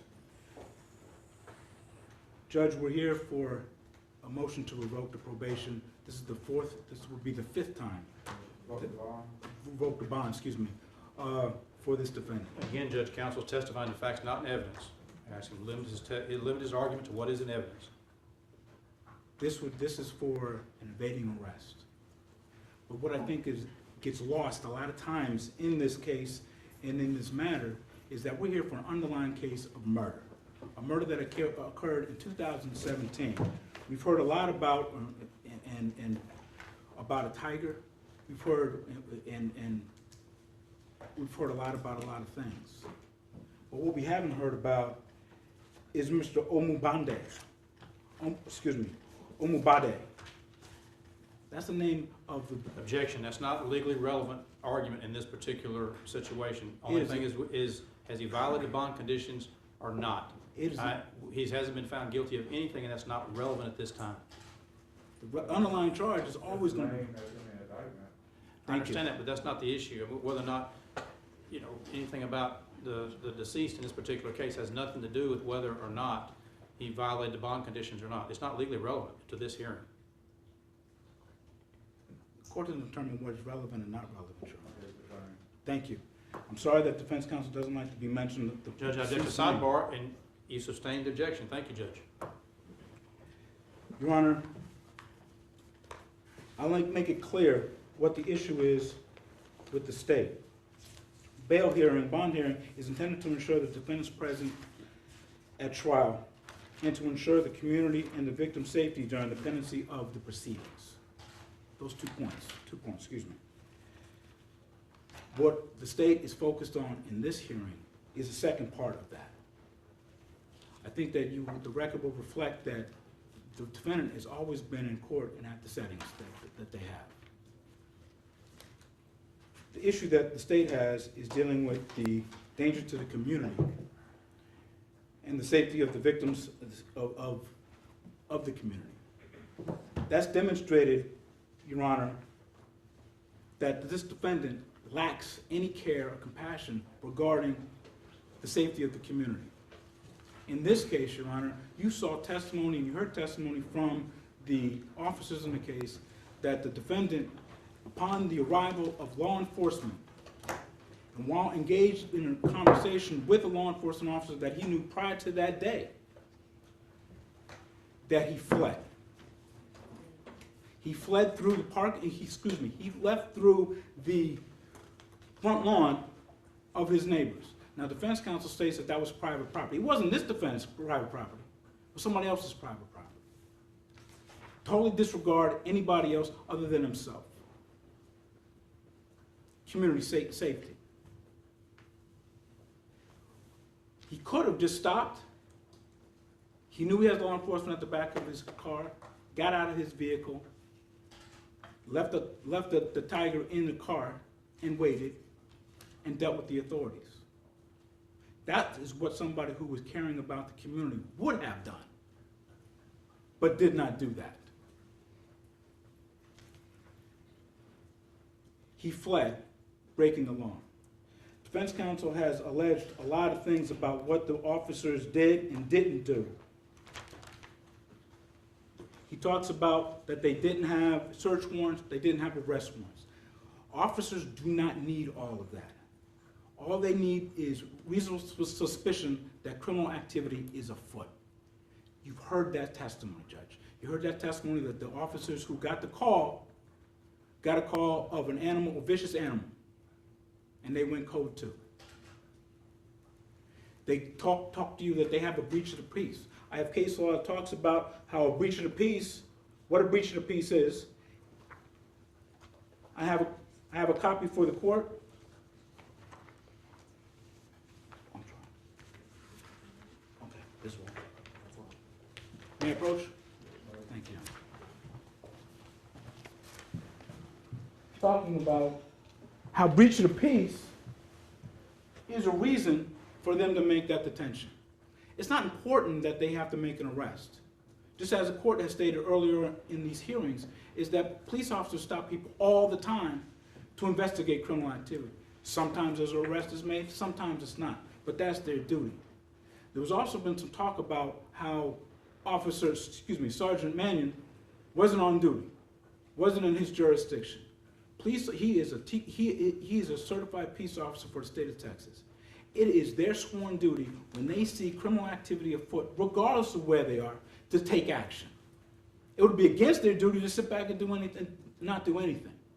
This individual, Sergeant Mannion, did take action. He approached the individual for the second time, dealing with a violation of him behaving in such a way that brought concern from the community, specifically this defendant's neighbors. The first time he approached him, it was because he was going up and down the street on an ATV. Neighbors were concerned enough that they approached the officer to approach him. He wanted to approach this defendant in a non-threatening manner and went in his civilian clothes, but he still had his badge and identified himself as a police officer. That was in February, I believe he talked about. Identified himself then as a police officer and told him to knock it off. That in and of itself would be a violation. Then he comes back when we have this tiger situation. And he's out there and he's got the tiger at gunpoint.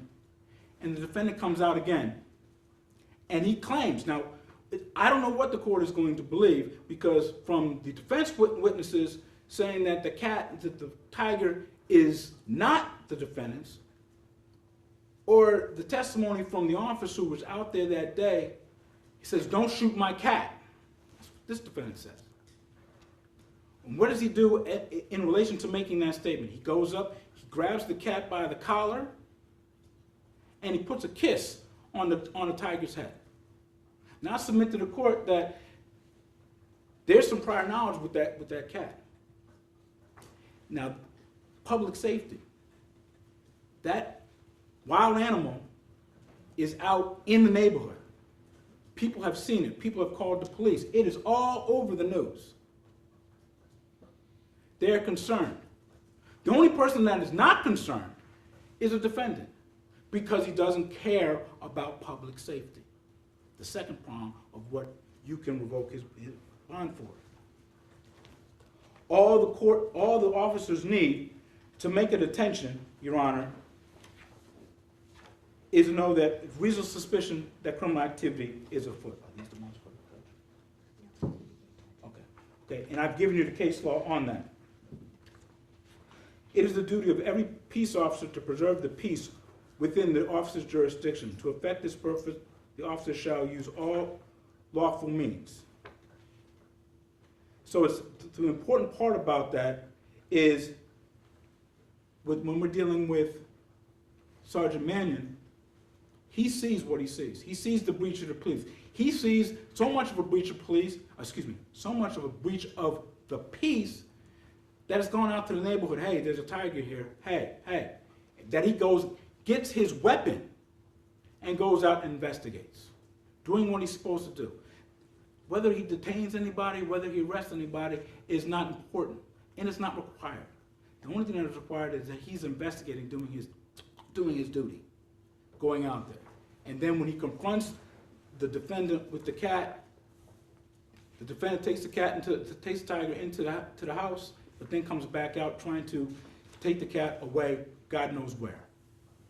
Officer tries to stop that, tells him to stop, has identified himself as a law enforcement officer, and instead the defendant peels away from him at a high rate of speed in a residential area.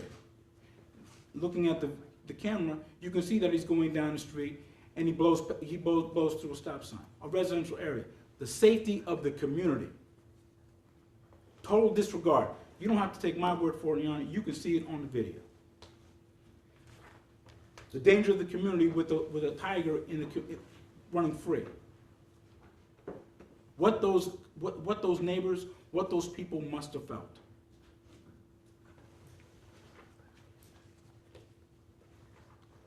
The safety of the community, Your Honor.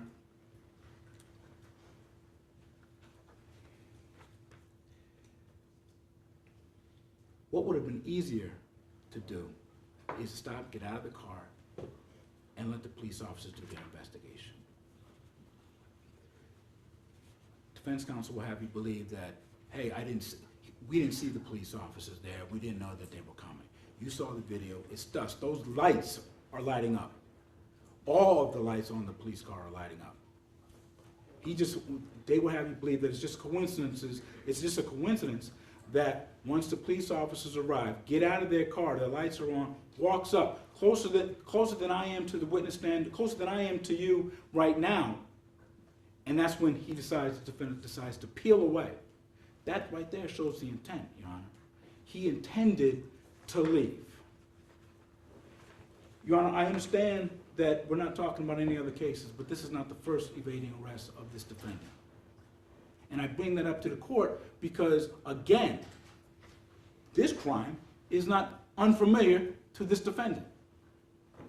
It's not unfamiliar to this defendant in a bail hearing, in a bond hearing. Evading arrest. That goes to his intent. He knows what he's doing is, one, against the law, and two, is a violation of his bond conditions. He intended to evade the police officers by speeding.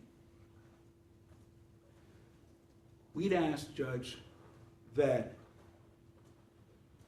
the actions that you see from the defendant clearly show his intent to evade the police officers. It shows his disregard for the safety of the community, both in having the cat out there, having the tiger out there, secreting the cat away,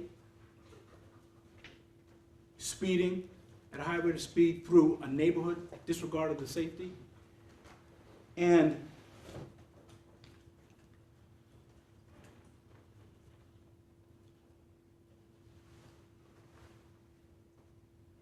Your Honor,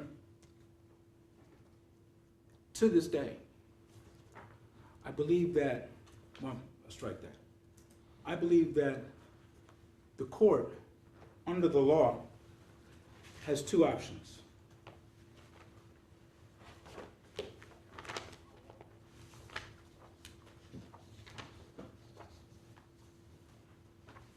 May I approach, Your Honor? I believe you have the option of granting a no bail on this defendant. In order to give no bail, Your Honor, under Neerschwasser, in order to be in compliance with the Texas State Constitution, 4 things have to take place, and I believe that they have. 1, the defendant must be indicted for a felony and be out of jail on bond. We have that. 2, a defendant must then be accused of committing, while on bond, a felony less than capital in this state. We have that. Charge is evading arrest with a vehicle, a 3rd-degree felony, the punishment range of 2 years to 10 years, and a fine not to exceed $10,000. 3, defendant must have been arrested on the accusation of that evading arrest. We have that as well.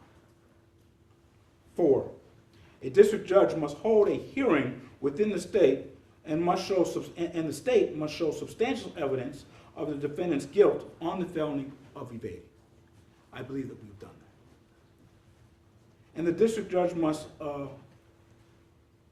we must have this hearing within 7 days of the defendant's arrest.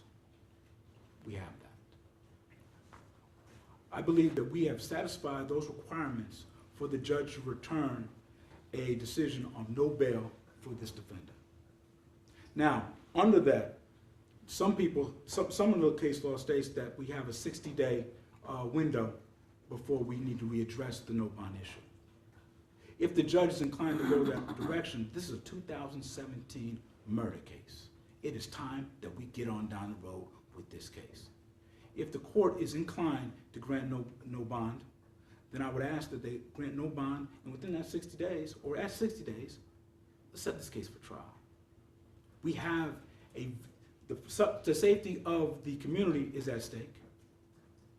This defendant disregards the community safety. There's no reason to believe that if he's let out this time again, after the 4 prior times, that he's going to do anything different than what he's done now. And we have the trial. And we move on down the road. Last time, you judge, this case was in a different court with a different judge. Last time we were before the Honorable Judge Shoemaker at the last hearing, and that was back in November 2020. At that, we were dealing with the underlying violation of evading again. At that hearing, I asked the bond that was at that point at $35,000 raised at it was raised to $125,000. I asked, the state of Texas asked that this person's bond, after being revoked at that point 3 times prior, raised to $500,000. Judge Shoemaker sought to raise the bond to $125,000. Now let me speak about the $125,000 briefly, Your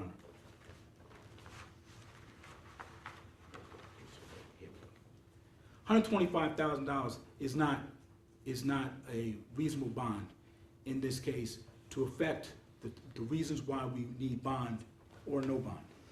The reason why I say that, Judge, is because back in August 25th, 2017, $125,000 was set. Defendant was revoked on January 26, 2018. $125,000 stuff that's not evidence before the court. It's not relevant. It's relevant. That was part of the motion. Yes. Well, just because it's part of the motion, we had evidence before you. There's no evidence of this. And he had his opportunity to put evidence on about this. He chose not to. It's not evidence before you. It's not. Judge, I'm asking you in the alternative to set a bond of $500,000, and I'm giving you reasons. You sustain his objection? Yes, sir. I believe that $125,000 is not appropriate. It's not sufficient. It hasn't been sufficient in the past. And there's no reason to believe, for this court to believe, that it's going to be sufficient now. $500,000 bond might not be appropriate either. It might not be sufficient. We can take everything that we know about this defendant and do the best that we can.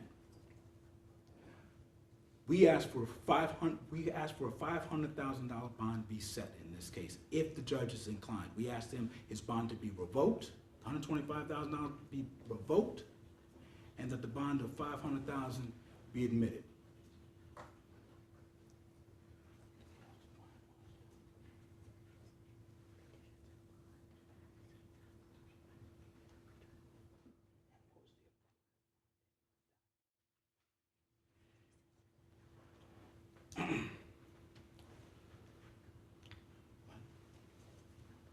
Yeah, okay.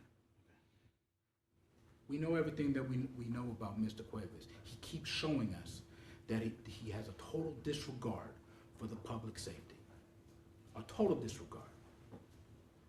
Your Honor, I will close with the last bit of evidence that we know about the total disregard. Where is the tiger now? There are members of the community who don't know where it is. We have children in our neighborhoods who they saw the tiger on television. We don't know where that is now. All we know is that this defendant took that tiger away and has it in his ability to let people know where it is. The young lady who Judge is testified. again arguing outside the record. There's no evidence before you about where's the tiger and everything else. I tried to put that before you. $500,000, Your Honor. I think that's or a no bond. And we get on down the road with the trial.